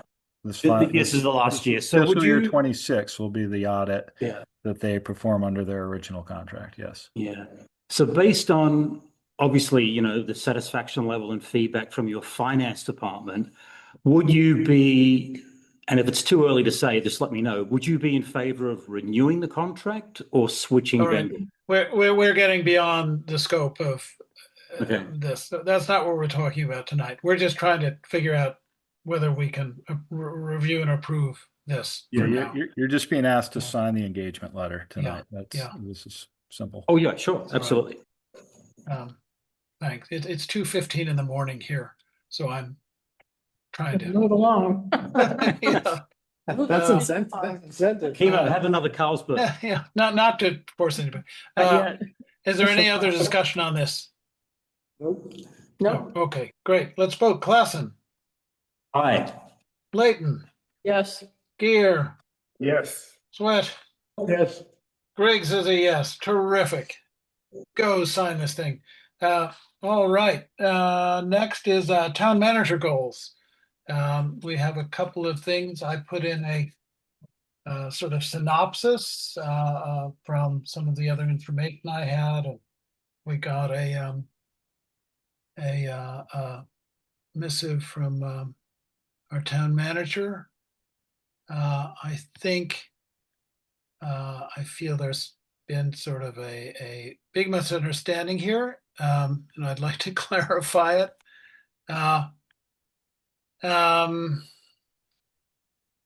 Trying to find my, of course I can't find it. In the town manager's letter, I think there's a misunderstanding. We aren't asking for any changes here. I think all we're doing is trying to catch up with something that hasn't been done, I think, properly, which is the setting of goals. We're required, according to your contract, to set goals every year, and we haven't done that. Obviously, we also have to evaluate, but the setting of goals comes first, and it's a separate thing. And so my hope was we could do that and find out what goals were important to you and what you'd like to do for the town and what you think. Sorry, I've lost my document here. Somewhere in here, and I can't find it. But I don't. Do other people have comments on this process? I have a comment. Yes. It's Mary Layton. Yes. Mary. I have very mixed feelings about how our process has been going. I know it's past 2 a.m. where you are. I'd just like Oh, to that's table. okay. like to table it Oh, till the next meeting.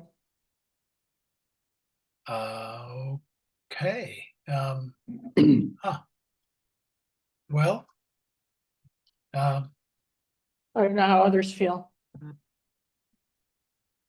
What, would you like the chairman to be here or is it something else? Yeah, I'd like the chairman to not be up at 2 a.m. when we're talking about this. I oh, mean, I'm fine, but yeah. well, okay. But I I just- appreciate that. How long do we have assigned for this? 20 minutes. Of course. But if others want to discuss it, I do have opinions, but you know, I don't want to go on too long about it. So it just depends on what we all want to do. It's difficult because we always seem to be mid-cycle. Like we're always Thrash. out of cadence here. Mhm. There's the appointment date, September 27th, I think. And then there's the switch over the select board, March Mhm. 3rd, 4th. And we seem to be always falling between the cracks of those two dates and kicking the can down the road. Mhm. So, Mary, I hear what you're saying, but part of me is I'd like Chemo to be here and maybe should we have done more preparation? I don't know. But I'm reluctant to kick it down the road more because Okay. it always kind of keeps, Morphing and getting kicked anyway. it's always being put in the too hard basket. It is hard. Yeah, well, I don't actually think it's hard. You know, when I was in high school, somebody probably asked me what my goals were, and I might have said becoming a silversmith and getting into college, right? I had two goals, just general, not metrics. I achieved one of them, but not the other. But my objectives were to do well in class and gain skills as a craftsman, right? So goals were just these sort of wonderful general things that I was aiming toward. And I think that's what we're after here. This has gotten into a sort of morass that is not at all what I had intended and is completely unnecessary. I was evaluated on my work, of course, you know, through grades and stuff. But again, that was different than the goals. And the contract is very clear. Annually, the board and employees shall define such goals and performance objectives which they determine necessary for proper operation of the town, attainment of the board's policy objectives, to further establish a relative priority among the various goals and objectives, and said goals and objectives shall be reduced to writing. There is nothing in there about evaluation. That comes later. So I don't know why this is hard. Goals should be kind of inspiring, I think, and kind of a generous rendering of your thoughts and ideals, and then we're done. Then we get to build the objectives, the goals, other performance into our evaluation later in the year. So if you were to set goals for a town manager in a town like Norwich, I guess I'm really interested in what they would look like. That's it. Nothing complicated. So, well, I think Chemo in support of the select board individual members, we all submitted our goals several months ago, right? And I think each of us spent quite a few hours deliberating and thinking individually. And then you were able to collate all the contributions and distill them all into one. So I think we've sort of done our part in many respects. I know I thought very carefully about, you know, objectivity and having it as little subjective as possible, because the last thing, obviously goals gates evaluation. There's no goals, no evaluation, because you've got nothing to work on, right? And it can't just be, oh yeah, got on well, did some good stuff, end of story. It needs to be a bit more granulated than that, right? And I'm a creature of corporate America. I spent a quarter of a decade in the corporate sector. So this is what's flavoring my contribution, for better or for worse. Rob and Matt and Mary had different angles, different, particularly Mary as an educator, she's coming at it from a very different place of, hard graft corporate America. So her contribution was necessarily very different to mine, but they're both good. So I think what's important here is that we collate and distill, pick the real beneficial meat out of each individual's contribution. I think Rob made some good points as well, and certainly Matt. And I just don't see these contributions kind of really shining individually, co-equally in the final document that I've seen so far. I know you've done a great job to try and collate them, and I think your document's perhaps very lengthy and very wordy, and it's got a lot in it. But I would just like to see that, each of us 5 members have had their petitions read, acknowledged, and ideally incorporated. And if there's some stuff that's way offbeat, way crazy, like, move Tracy Hall 200 feet to the west, that's absurd. But there's some stuff I think that's really good from all of us. So that's what I'd like to see. Yeah. Okay.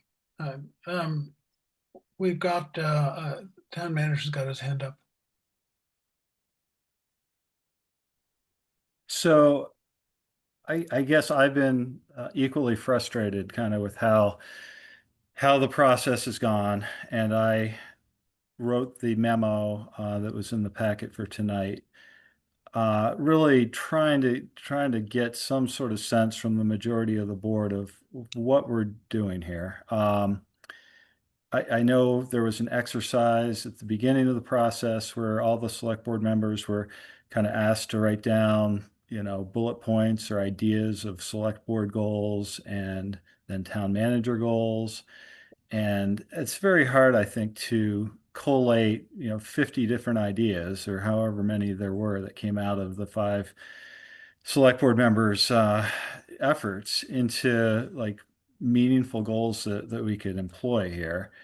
And then I tried to capture in my memo the idea that if we want to do this, I don't know how we possibly do it and set up brand new goals in June with an evaluation that happens in September. I think that is like my key concern right now, is that certainly doesn't give me any time to work to accomplish goals that have just been set in a 2 or 3 month period.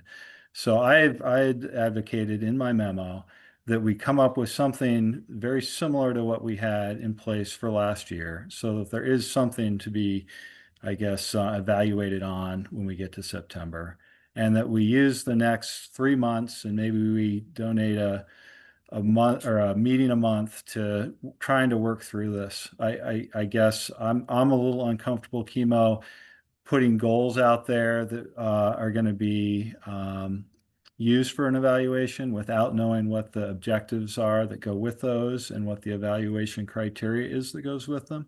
Like, to me, it should be done in tandem in some way so that these are, I feel like I'm coming off often as being defensive about this, and I don't want to. I want to be kind of working together with the board, but I think this is just very difficult. And I have heard, from colleagues that have been here, a decade or so, that this has always been difficult. That, it's not unique to this year. The 2 years prior, it was kind of a difficult thing to work through, and it took a number of meetings to get to the place we were with a template that everybody had agreed to, and goals and performance objectives that everyone had agreed to last year. And now it does sound like at least you're advocating for making some radical changes here to what we've been doing.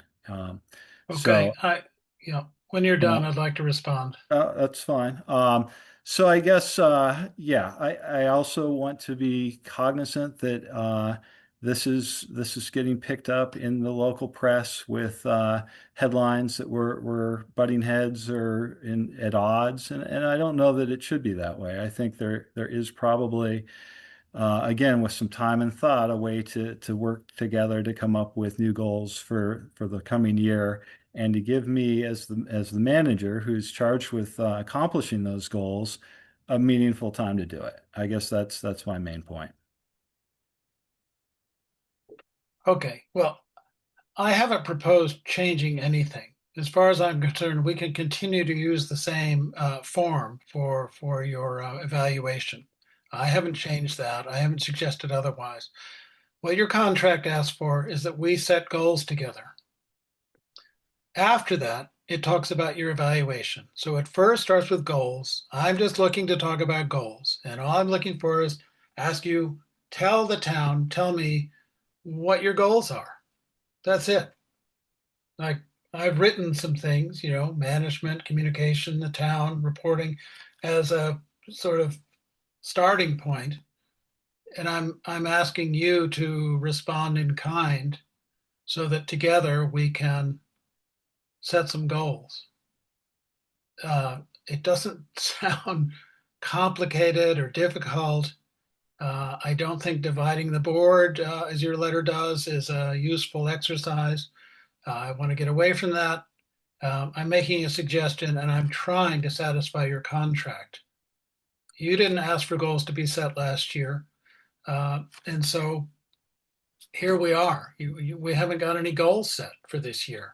That's not going to keep us from evaluating you. There's plenty to evaluate you on, tasks and whether you've done your job well and all that. But what are your goals? What do we get from you? Is a legitimate question, and I don't think a hard one. That makes sense. And I would answer that, Chemo, and say, if you look at the template that was created with the goals that are on there that were kind of carried over from last year, I mean, those are the things that I think are good goals. I think keeping the town running and managed in a well-run operation is something that can be analyzed and evaluated. I think, responding to disasters was put on there after much consideration, and that takes a lot of time and effort to go into it. And the town managers might have different aptitudes at doing that. So again, I feel like the template we have now, the evaluation form, is a good one that came out of a lot of thought and a lot of work. And the goals that are on that evaluation form are still reasonable and solid goals that were approved, by a select board last year. And, we missed the deadline, or we missed the timing of trying to do this, last fall. I think we're not going to make that mistake again. Clearly, we're all aligned on that. But yeah, to me, that some of those things are still going on, right? I mean, a lot of the Tracy Hall work that I've proposed in my revised version that I had sent out several meetings ago, looks at the things I was tasked with doing last fall, right? Looking at the roof repair, looking at the elevator, putting, investment into our infrastructure at Tracy Hall. I had added working on the DPW facility plan that we've talked about. Like, that to me is a goal, right? That's something that's attainable that I can work on with our DPW director and bring back hopefully to the select board at some point between now and September. And you can say, yeah, this was well done. We have some action here that we could take. So again, you're kind of saying, well, I'm not willing to change anything. I don't think that's true. I think it's a matter of I don't want to make changes that I think are unsound, like ideas that I don't agree with. I feel like I have an obligation to tell you that. And as far as dividing the board, that's not my intent, but there are 5 members of this board. I've heard from Mary. I really actually would like to hear from both Matt and Rob about how they feel about where we are right now in this process. I'm ready. Can I Go go? ahead. Yeah, go ahead, please. Yeah, thank you. So I agree that that the town manager's next set of goals should be set right after we do his evaluation in September, going forward from there. And I think we're all in agreement in that, and like, that is a good positive step forward from where we were last year. And I also have been reflecting on, I think that goals like what you put in the packet, I read through and think that it is a really good description of kind of like what's expected out of the job, but might be, if you're looking at SMART goals or whatever the acronym is, they're not, what you put together is not really as measurable, like it doesn't really fit into the SMART goals, but it's still valid to, provide overall, like, how do you do your job well? And if the reason that we're doing this evaluation is to literally just give him input to do better, what things he did well and what things he can improve. And it's a personal growth, thing as far as I'm concerned, not a way to kind of beat someone down. It's to try to keep moving forward in positive ways. It struck me that the evaluation form that Brennan that he kind of updated in the April 22nd packet, when I look through it, I look at a form that I think, at least 5 select board members in the past said, this is good enough. Let's use this for now. It's practical. And so using this format for his evaluation in September seems like the best thing that we can do right now. And I like the idea of dedicating a certain amount of time at each meeting to creating a new form or modifying this old form so that we're ready to really hit the ground running with his next evaluation, criteria and goals in September. I would say that what Brennan proposed as additions or modifications to the current one, seemed good.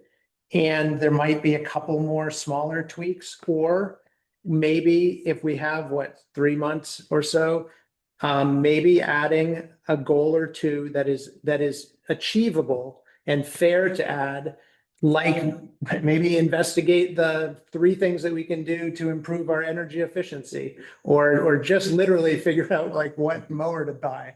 Like maybe though that fits into the SMART goals that we can add to this already established, evaluation packet as a goal. Or improve. I know that we have a capital budget policy that requires that the select board and the town manager review our capital budget plan every year and update it every year, and everyone's on board with this. And we haven't done this in past years. And so we've done parts of it, but not all together. And so maybe like beginning that process in the next 3 months ahead of our budget season, in a small way, gets us one step forward to a really robust, budget presentation when it comes up in October.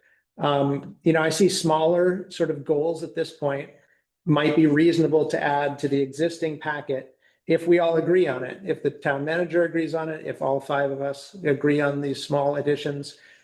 That seems to, in my mind, that takes us from here to September. And in parallel, I like the idea of saying, all right, so how do we make this the way we want it, the way everybody wants it, when we restart everything and are creating one in September that's going to last the whole year. I hope that was some sort of answer. And what about Rob? Yeah, so I haven't reviewed the evaluation form. And so what I would hope to see there is the evaluation sticks to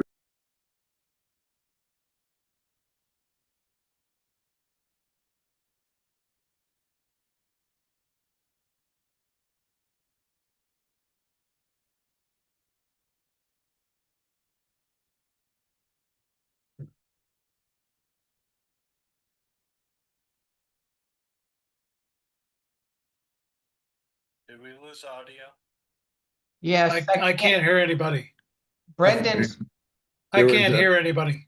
Okay, can you hear me now? Oh, yeah, yep. Okay, so what I was saying was I think that the evaluation form, which I haven't had a chance to review since getting on the board, I think that needs to contain the whether or not the town manager is meeting the professional standards of the job, adhering to the law, and being able to accommodate whatever unique characteristics the town of Norwich has. Continuing requirements, perhaps with a subsection of anticipated challenges that will come in the coming year. So in September, what we know we're going to be faced with challenges, concrete things in the year going forward that the performance can be measured against. But I have troubles with number one,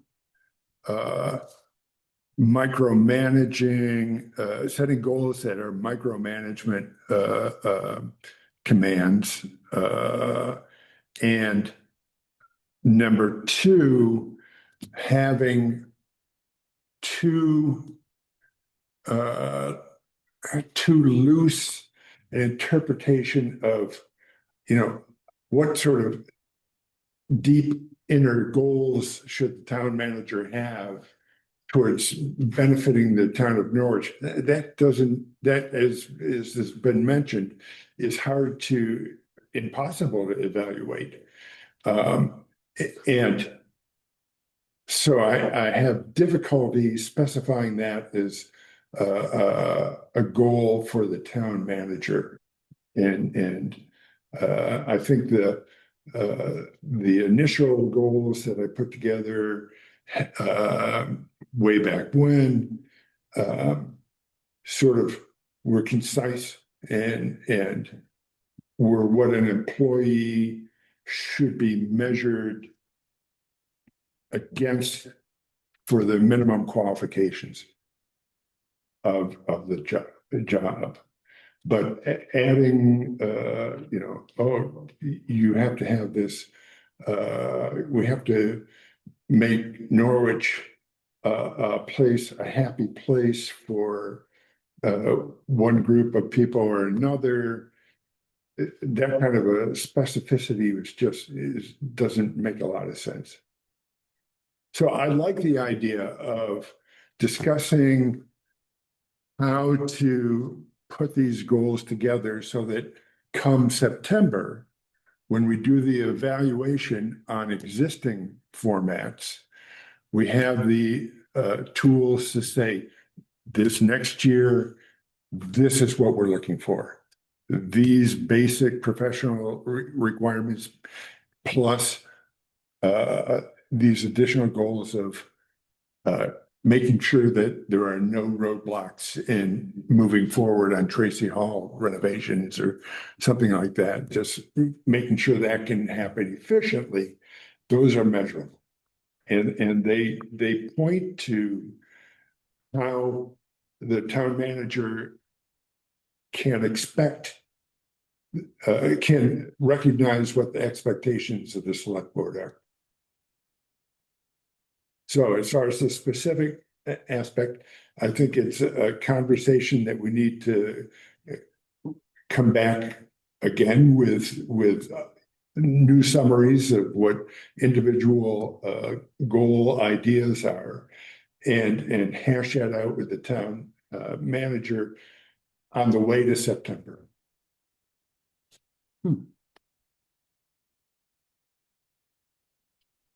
Could I add a comment?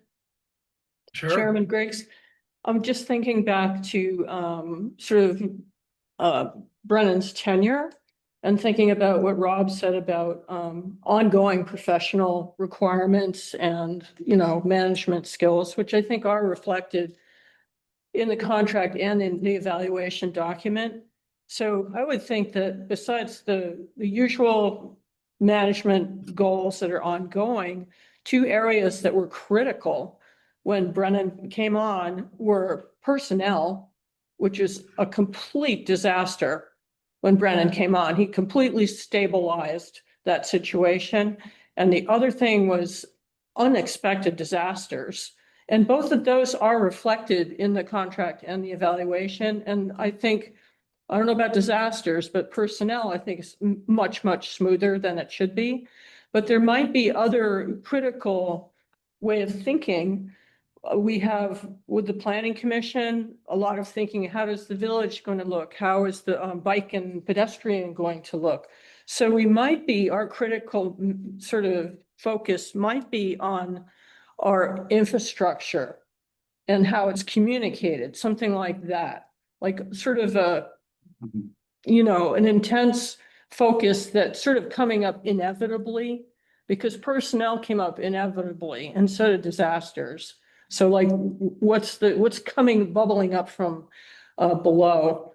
And also, I think maybe at some point we could decide whether we wanted to have the SMART framework for goals, specific, measurable, achievable, relevant, and time-based.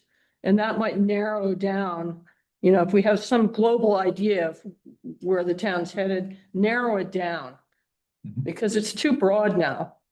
It's too broad. We take all of our ideas, it's sort of like having 5 cooks in the kitchen. It is. One makes a souffle, one makes a soup, and one makes spaghetti and meatballs. And if you mix that together, that's like garbage. You know what I mean? It's like, it's hard to do it that way. Confusing at least. Yeah. Yeah, I liked, Rob touched on a very important piece that I think I might have actually kind of missed in my submission. I think, Rob, if I hear you correctly, you're talking a lot about behavioral goals, like professional conduct, the way you go about working, the way you interact with staff, the whole behavioral thing, which is not like fixing Tracy Hall in the next 7.5 months. Right. It's a little more difficult to metric those things, and it's always just inherently going to be more subjective. But I think it's a good thing, and that should roll through the whole year. Yeah. So behavioral goals can be judged after 6 weeks, 6 months, 12 months. But fixing the road holes and moving the bridge and Tracy Hall, that's not fair to do something now expecting September review. That's right. That's ridiculously not time bound. It's unrealistic and unfair. You could do progress, but not. Yeah, you could do some lower hanging stuff, like Matt was alluding to this, like, I don't know, Matt, you want to? I mean, it's also not bad, like, it's also fair to evaluate him on stuff he's done over the course of the year. Oh, yeah, cool. Yeah, Yeah, like, goes. Yeah, and it's on initiative. getting the roof fixed and getting the heat stuff in and like all that kind of stuff is like, should be retroactively put on the evaluation. Of course. Yeah. I do worry a bit about the limiting the concept of the behavioral aspect of it. Behaving as a professional versus not going beyond that, just what your behavior is your management style. If it falls within the range of professional management, then that's his style. And whether it works well with the town or not, that's potentially a question for contract renewal. Yeah. More than just evaluation. Certainly, management style is reflected in, recruitment and retention. So I'm going to interject here. Yeah. Because we're spending a lot of time talking about evaluation, and that has never been on the agenda. We've only been talking about goals, but it keeps coming back to evaluation. And we will get to evaluation. Evaluation is important, and we have many ways to evaluate, including the existing form. I'm not rejecting that. I'm just trying to talk about goals, which we have never discussed, like overarching goals. That is what our contract requires us to do. I'm not making this up. This is not about me. That is the wording of the contract, is that we will set goals together. We will also evaluate, but evaluation covers many things, probably doesn't cover most of the goals. The goals are an overarching, this is where we want to head. And then you have all the tasks and you have the professional stuff. You have communication. Those are easy to evaluate. So I would love to just finish the goals and then move on to evaluation and other things personally. But we keep coming back to evaluation, and certainly the things are related, but that is not our primary job here, I don't think. I don't know. Does everybody disagree with me? Or I know, yes, town manager. So what you just said really didn't make any sense to me, Chemo, because you're talking about broad-based overarching goals, which, by definition are not SMART goals, right? That is not what we're talking Well, they about can as they far. can be. Okay. And then you're saying that the evaluation piece follows that. Like, again, to me, as the person here who would be evaluated, I want to know what those objectives are to get to those goals and how that's going to be evaluated before we agree to them. Like that to me, we can't just say, okay, the goal is to go to college. Okay, well, how does that happen? What college do you go to? How did you get into that college? Like that was your example from the beginning, right? College and a metalsmith. Like those are very, very broad and very, very hard, I guess, to quantify and evaluate. And again, I guess maybe we've spent probably 20 minutes on this already tonight again, and we've spent a lot of time over the last 3 months talking about it. I mean, Rob, I would ask that you do read the current iteration of the draft of the evaluation and goals that I provided for the prior packet. And maybe we come back at the next meeting and talk about whether there is an agreement by, again, the majority of the board that we can move forward with something here and that we then give ourselves another couple months to work through whatever this is going to look like for the coming year. I see Peter Hey, Orner. Peter Orner, yeah. Peter? Oh, hi. I just, as a member of the Peanut Gallery, I just wanted to weigh in. And this is a fascinating discussion, and I don't uh, quite understand it. It seems to me that, that the town has certain expectations, and that that some of those expectations are being met, and some of them aren't. And I think that it's fair of the select board to raise these issues whenever, and that's your all jobs. But I get that you have to have some kind of meeting of the minds with the town manager on the relationship between the goals and the evaluation. My 2 cents is picking up on something that Mary said about pedestrian and walkability. This is something the town has been asking for years and years and years. And I think it's incumbent on the select board and the town manager to start implementing uh, a plan to make this town more walkable and make it safer to walk. We put in, and to Brennan's credit, a pedestrian walkway on Beaver Meadow, but then weirdly, there's signs that tell pedestrians to go another way. So there's kind of a disconnect. And so I'd like more consistency and more effective implementation of walkability. Whether you call that a goal or something evaluation, I don't know. But I just wanted to throw that out there because Mary mentioned it. And, I think I just want to commend Brennan on his communication. Sometimes some of us, like me, have a lot of questions, and Brennan is always responsive, and I really appreciate that. Thanks, Peter. Town manager, you're muted. I just want to explain the signs because I've heard Peter mention this a number of times. And the idea of the pedestrian signs sending people around Huntley Circle there is to keep people from walking along that dangerous stretch of Beaver Meadow Road. But we have on the west side of Beaver Meadow Road created that same kind of British pathway, and that would allow somebody to get to the playground and the pizza oven if they so chose. So I hope that makes sense. Like we're not telling people you can't go that way, but we also don't want them to get on that side of the road at the pizza oven and be like, okay, now what do? I got to walk along this narrow, busy street with no shoulder. Does I that take make your sense? point. It's a little confusing, that's all, but I take your point. Fair enough. Yeah, but that was the intent. All right. Any more discussion at this point on goals? I have one more comment. Please. Yeah.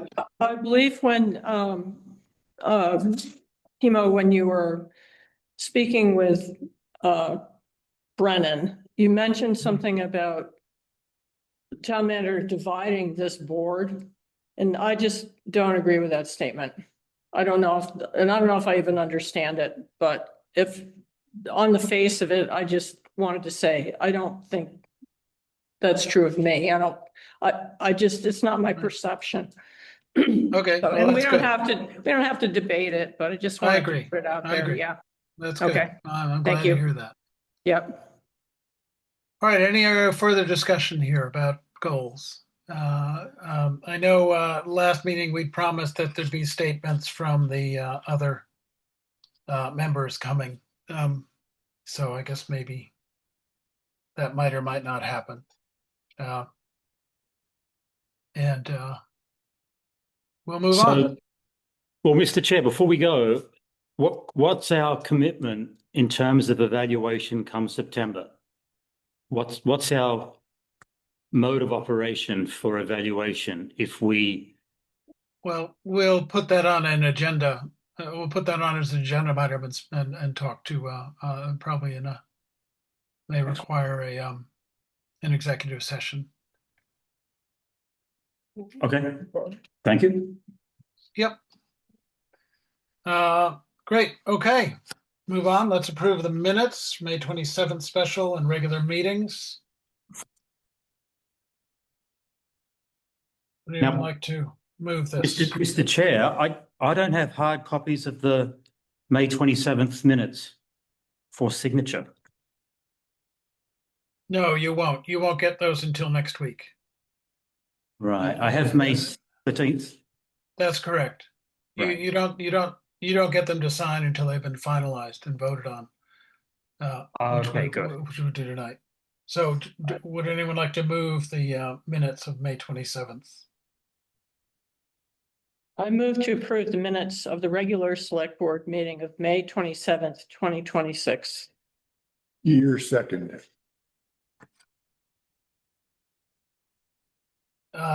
And okay. Would anyone like to continue that motion, or is that? No.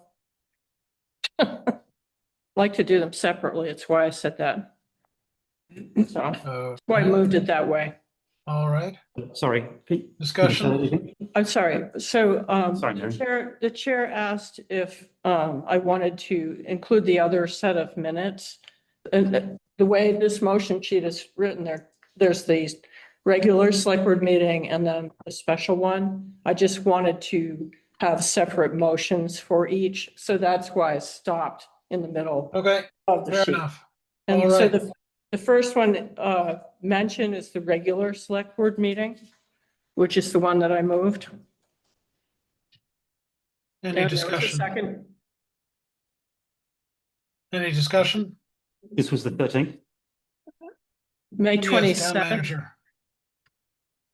Thanks. So I just had two things here that I noted. Under the town manager report, there's something that the language reads, supporting the response to a request for petition from the United Federation of Police Officers who are seeking to replace the NEPBA. And I don't know if that could be just modified as far as the wording.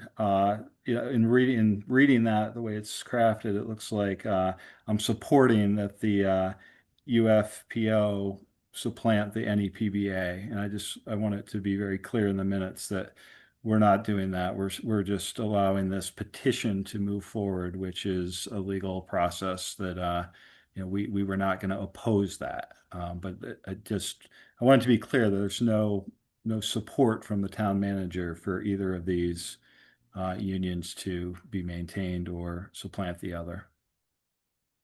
Makes sense. I just meant like supporting the logistical response, but understood. Yeah, maybe there's just another word or two that could get added just to make it a little more clear there. Okay, that would be an amendment. Yeah, So- I guess that would be a minor amendment. All right, should I withdraw to include this amendment then?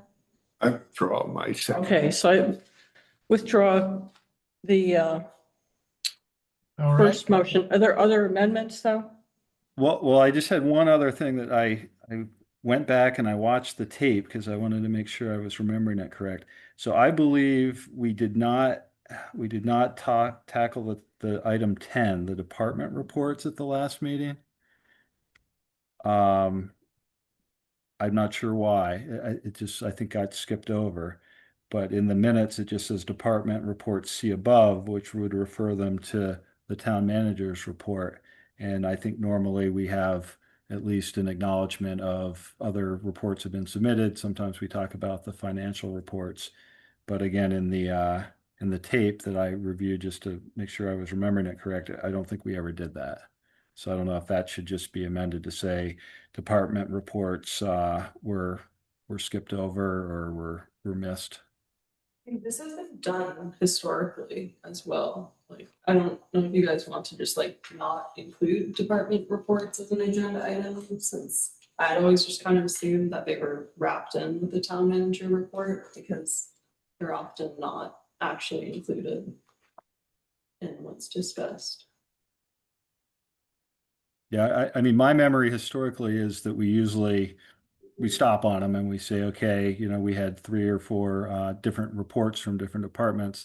Sometimes we talk about the financial report that comes out, but again, I think we just skipped over it by accident, maybe last meeting.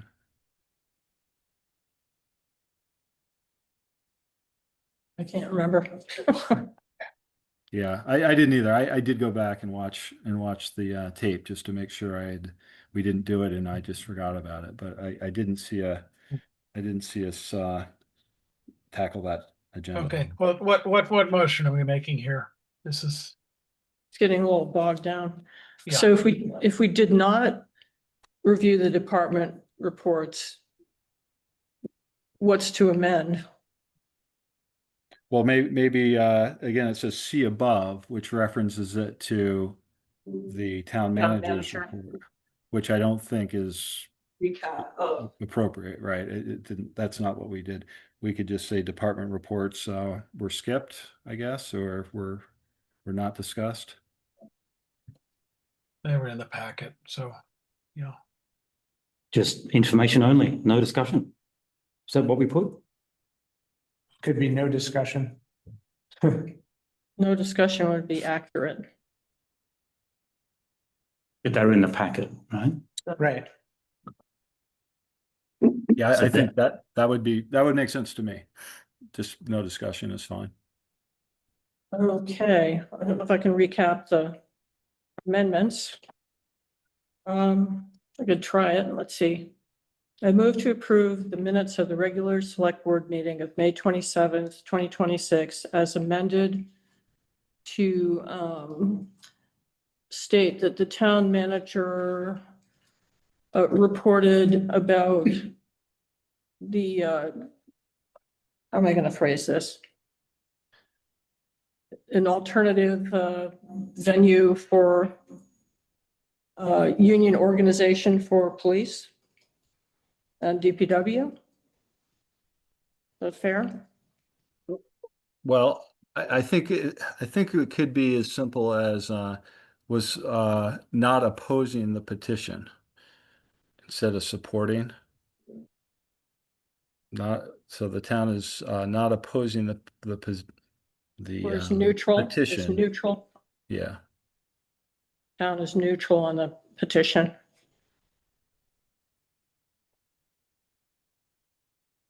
And then there was no discussion of department reports.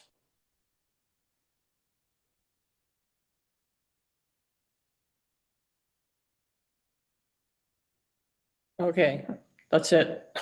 Okay, second. Any discussion? Selectman Sweat with a sense of right. relief. We're going to vote. Klassen. This is for the regular, right? Yes. Yes. Yes, I vote aye. Gear. Yes. Oh, Leighton. Yes. Sweat. Yes. Griggs is a yes. All right. Would you like to move the special select board meeting? I approve the minutes of the special select board meeting of May 27th, 2026 as presented. Second? Year second. All right. Discussion? Yes, Mr. Chair. Mr. Vice Chair. I'm looking that, obviously in adherence with executive session policy, that the forerunner to this, the statement was that no decisions would be made in the executive session, but it would simply be an engagement with the attorney using the town council to advise the select board about potential future actions. And no formal or binding actions would take place during the session. And more importantly, it will be limited in topics, so only the topics previously identified will be discussed. And that's certainly the case. I think that the limitation of the topics was absolutely correct.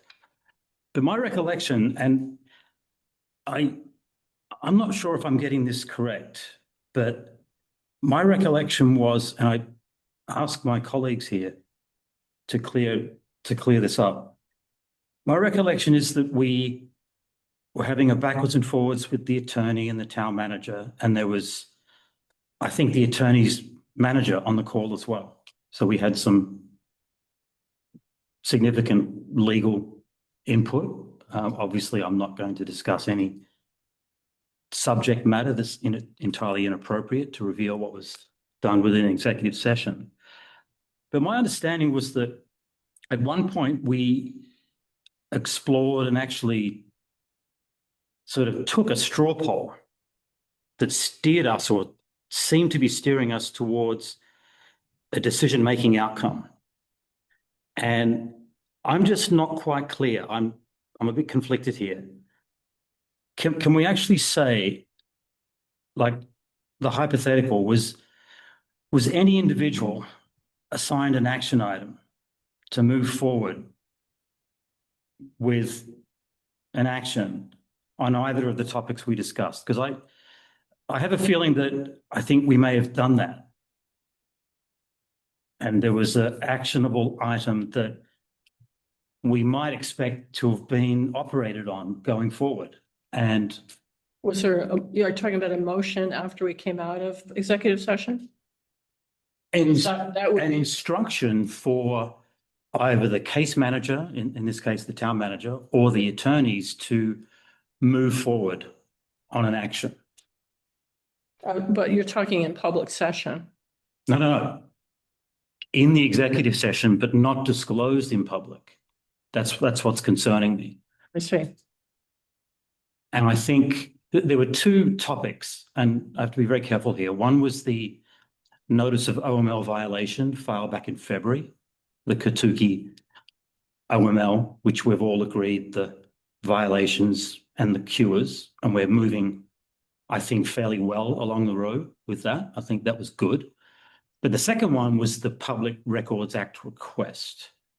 And it's related, but it's a separate issue. And my recollection is that we took some positions that could well be sort of construed as decision-making outcomes. One of which, the first one, I think was perhaps logical and sensible. I won't say what it was or is. And the second one I had more concerns with, but that's sort of irrelevant. I think the sense is that I have that we made some pretty definitive calls. Now, exactly what action items were communicated, what deliverables are expected, and what is going to be produced as a result of that process. Right. And that's just something I'm a little bit concerned about. Rob, did you want to? I don't believe, yeah. Well, let Brendan go first. I guess I'm just unclear what this has to do with the minutes being approved. I wouldn't want the minutes to be an unfaithful recollection of what we discussed.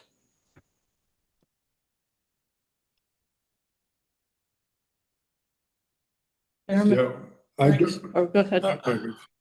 I don't believe that any direction, any actionable direction was decided by the board. And a straw poll is treading along the edges, but outside of the area of concern. That's my opinion. And I think that's the opinion that's generally accepted, but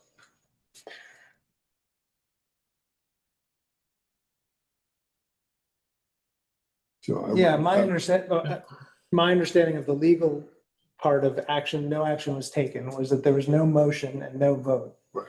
And that, when you're meeting with, in the past, when we've met with lawyers for other cases, they outline sort of like the positives and negatives of the case, the possible ways to move forward. And then we might give directions on, our preferences for, moving forward in X, Y, and Z path. But it's not the formal action taken. And being new to the, I'm assuming, I'd love, a little bit more legal advice on what action taken means. But that was always my assumption, was that we don't vote on anything we don't vote, there's no motions, we don't take a formal vote behind closed doors. So therefore, we didn't do that, so no actions were taken. That was my understanding of it. I know I'm learning everything as we go here. I know Chemo reached out to Ditzel, Page, and Fletcher today. Great. So then, Chemo? Yes. Did I've had no response. I was curious, but I've had no response, and I'm not ready to change the minutes. Okay. Oh, sorry, say again, Chemo? I've had no response. Did you hear me? So, So I'm not ready to change the minutes, personally, but I can certainly ask if it's a question. Well, I just don't want the minutes to be sort of an inaccurate representation, because a straw poll is an expression of opinion, and it's a valid, it's not a non-decision decision. It's a decision if something's acted upon as a result of the straw poll. And my recollection was, at least in the first instance, there was a very creative, positive, cost-containing proposal put on the table, which I personally thought. Brandon, it was an executive session, and telling the world what went on in the executive session is something you want to be very careful about, I think. Mr. Chair, I was revealing no details. I just wanted to say that the spirit of the decision, with nothing regarding the content. And I thought that was all right, assertive and very positive. Can I say something? The town manager. So yeah, I think this has gotten a little bit inappropriate, to be honest. And I mean, the purpose of minutes are to reflect what was said in a meeting. It's not an intent. It's not reading in something that is not being discussed in the public meeting. So I think you should be mindful of that. But Mr. Town Manager, I do wish to go on record that I have some remaining doubts that decisions which may ultimately come across our table as warrant articles to be approved in future were discussed and decided upon at that meeting. And this is my concern, and it's not inappropriate for me to express these concerns in this forum. I won't debate it. I think, Yeah, again, noted. executive session is for a specific purpose of having conversations about things that can't be held in public session. And we also had two attorneys in that executive session who would have quickly reined us back if there was anything improper that was being done. But the other disappointing Okay, aspect. But really, very specifically, we just have to say, does these minute notes reflect what we said? And I think that they do reflect what we said In the meeting. in the meeting. Yes, I rest my we do understand. case. Any further discussion? No? Let's vote. Klassen? Klassen? He's thinking.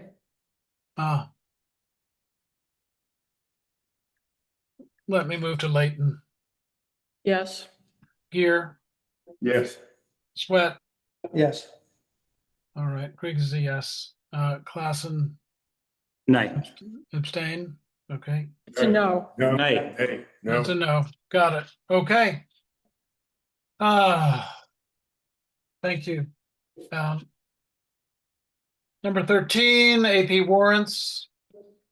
Would anyone like to move the AP warrants? We're going to move these and then rescind them because there's a change to be made. I have a question of point of order. Yes. I don't think it's necessary to put, I don't think it's necessary to move something that's inaccurate and then rescind it. I think we can just move to, this is about which account should be. Yeah. So I think we can just directly go to the proper wording personally. Well, it's not supported in the packet. So I think what we need to do is make the motion, discuss it. During discussion, we'll discover that there is a change, and then we can make the proper motion.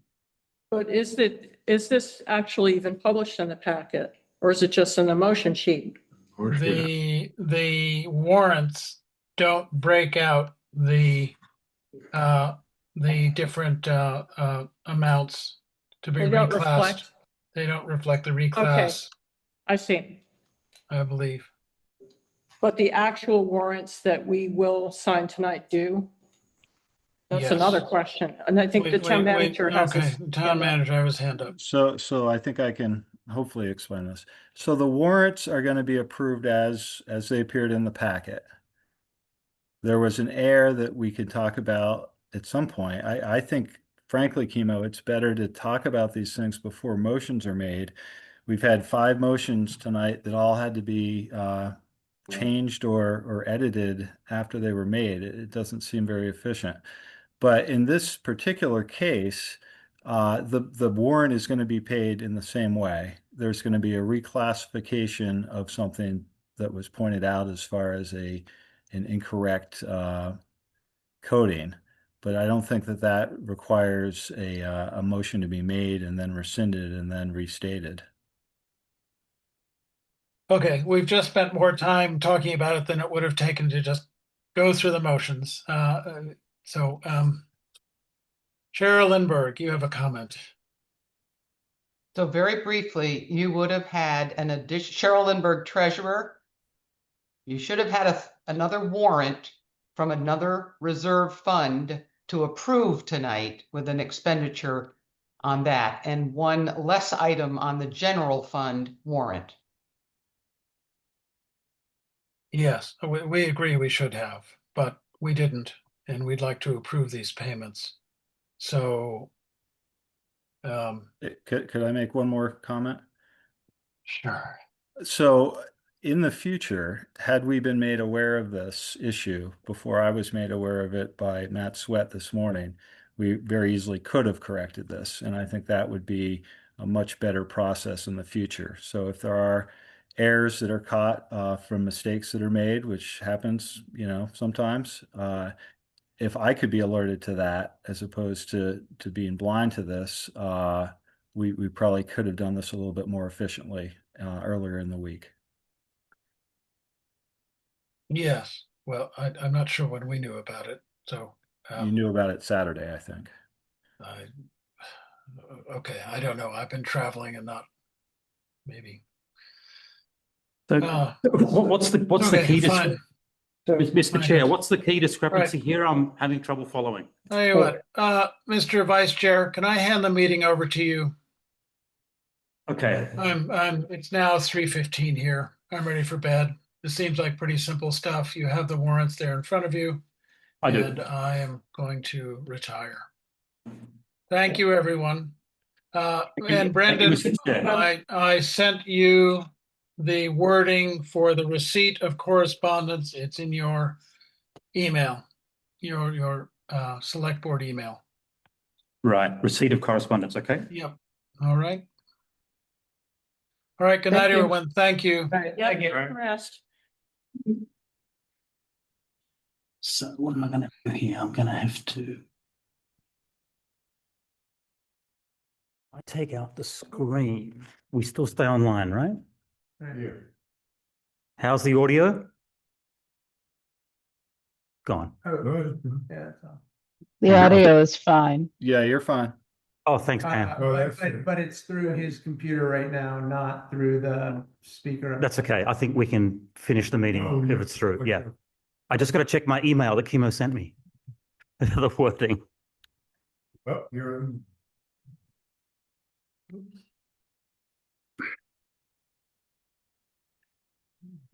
Now we've still got them? Yes. Hello, Pam. Can you hear me? I can. Are you going to go back and finish up the AP warrant before you move to correspondence?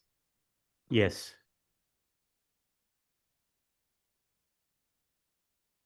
Oh my gosh, my computer's running out.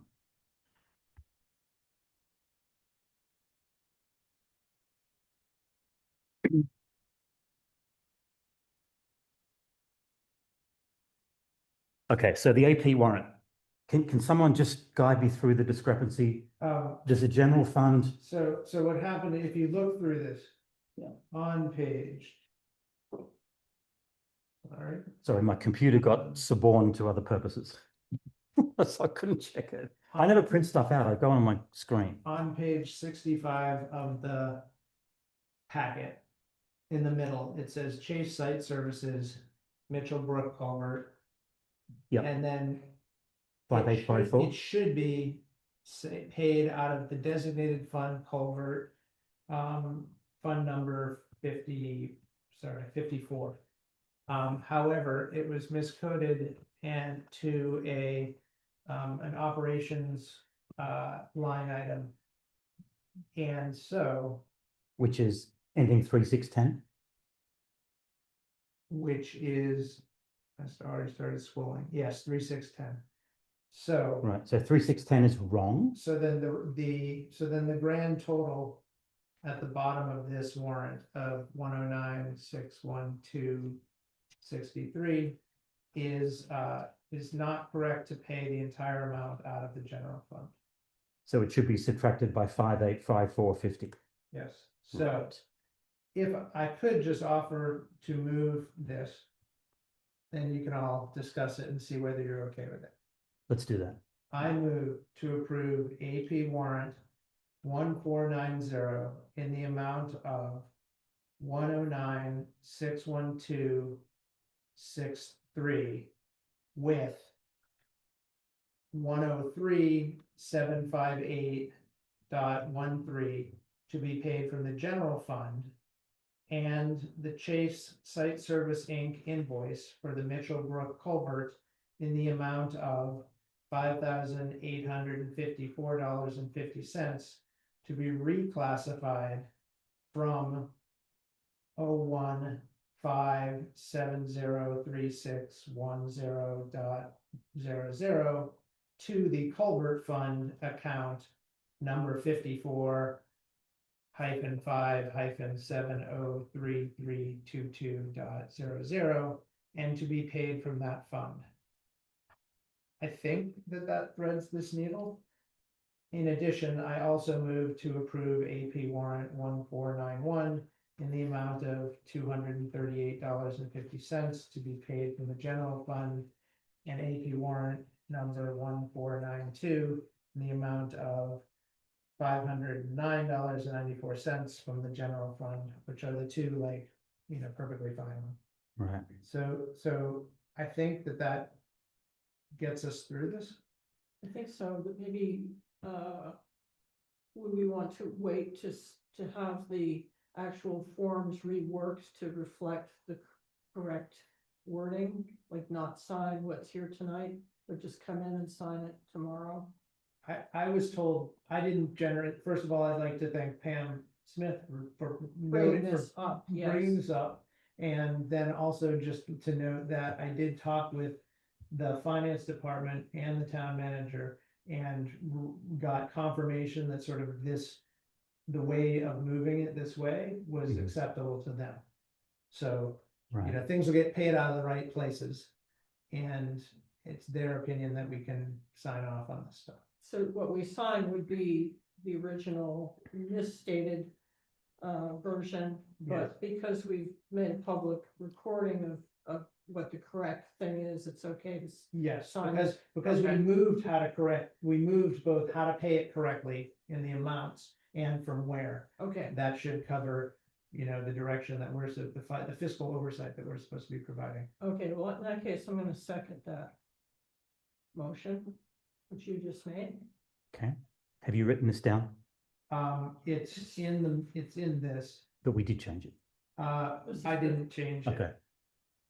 I just This skipped ahead. motion sheet that Okay. emailed it out. Yes, This yeah. part. All right. Oh, yeah, it was in the one that the last motion sheet. The updated one. Yeah. Okay. Good. All right. So then we have to vote. So we can discuss it. I don't know if who else is on, or if anybody has any, comments, questions, concerns.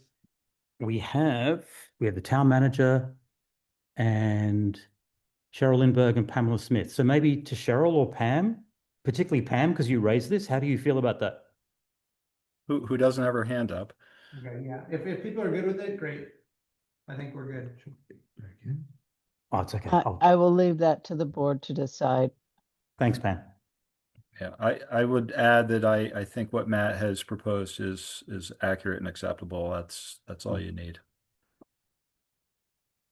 And I would like to thank Selectman Sweat for such a clear and concise Yes. resolution to this. It was.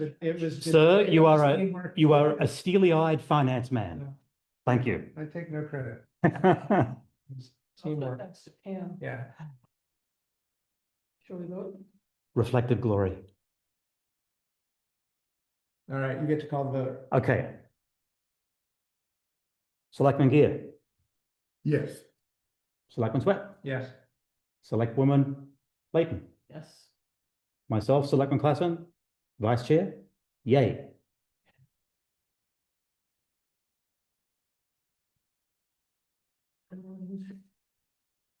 Through it here. I move to receive all correspondence. Second that. Okay. Now I need to read. Yeah. Kind of Okay. description of everything. So our chairman, thank you. Oh, appreciate it, Rob.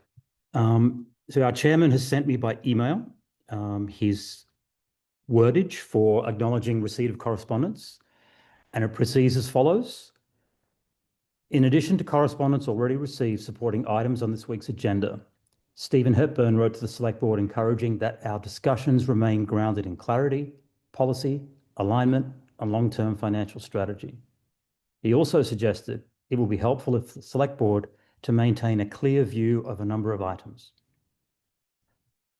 Chris Katuki sent the Select Board a letter asking for a number of things for the special meeting of May 27th. The members of the select board were copied on this letter and had the information in hand for that special meeting. Peter Orner sent a letter updating his observation regarding Moore Lane Bridge. Marsha Calloway sent a letter critical of an item that the chair had proposed for the agenda for this meeting, but was removed in the interests of time. Brendan Klassen, Vice Chair, wrote a rebuttal to Ms. Calloway's letter. The item will be proposed for a future agenda, as I believe it worth discussing. Mary Layton wrote a letter also critical of the item mentioned above. Rita Cito sent a letter regarding volume counts and locations of traffic counts that will be collected this summer. Our Finance Director, Barry Rosalinda, wrote a plea for us to adhere to the vision and guiding principles of the Select Board, asking that we remember that respect and civility in the face of disagreement and contention is part of our guiding principles. Charles Lidner wrote to submit his resignation from the Norwich Energy Committee, and Patricia Spellman sent a letter of resignation from the Norwich Finance Committee. Harry Falconer of Two Rivers Ottaquechee Regional Commission sent a cover letter and memo outlining possible actions for advancing the goals of Article 36. And Cheryl Lindbergh, in her role of Town Treasurer, sent a letter requesting that the month and year of terms of committee members be added to the website, also noting that an empty Finance Committee seat has not yet been advertised.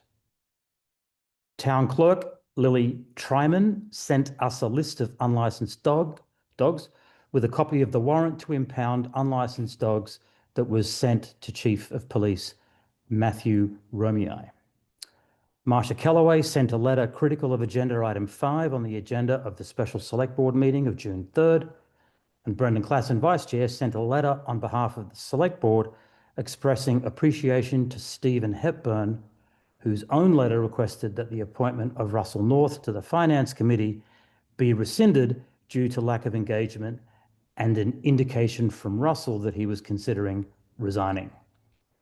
And that concludes correspondence this evening. I'd like to note one thing though. I believe that the thing that Lily attached, the warrant to impound unlicensed dogs, was not actually sent to Chief Romei. It was included there because she gave us the option to do that, and it's to our discretion to send that along. Thank you, Matt. And so, and I actually appreciate that discretion because it's awfully harsh. Or at least in my opinion. I'm not sure. How's your dog? I exercise that, and I'm happy that neither of my dogs are on the list. Oh, good. All right. Well, Stan is corrected. Jenny, are you happy to amend that in the correspondence? Is this? So we need to revise. Yeah. So. No, you can just note that I changed. Okay. So yes. Thank you. Minor but important. I appreciated if we get to discuss these. I thank Barry for her letter. It's always important to be reminded to treat others the way you would like to be treated. Yes. And I especially appreciated her last paragraph, redirecting us to the vision and guiding principles of the select board. You know, you can't be reminded enough times to be kind to people, listen, keep an open mind, treat people like you want to be treated yourselves. So, yeah. Thank you. And I see Barry Rosalinda writing as a member of the public as much as anything else.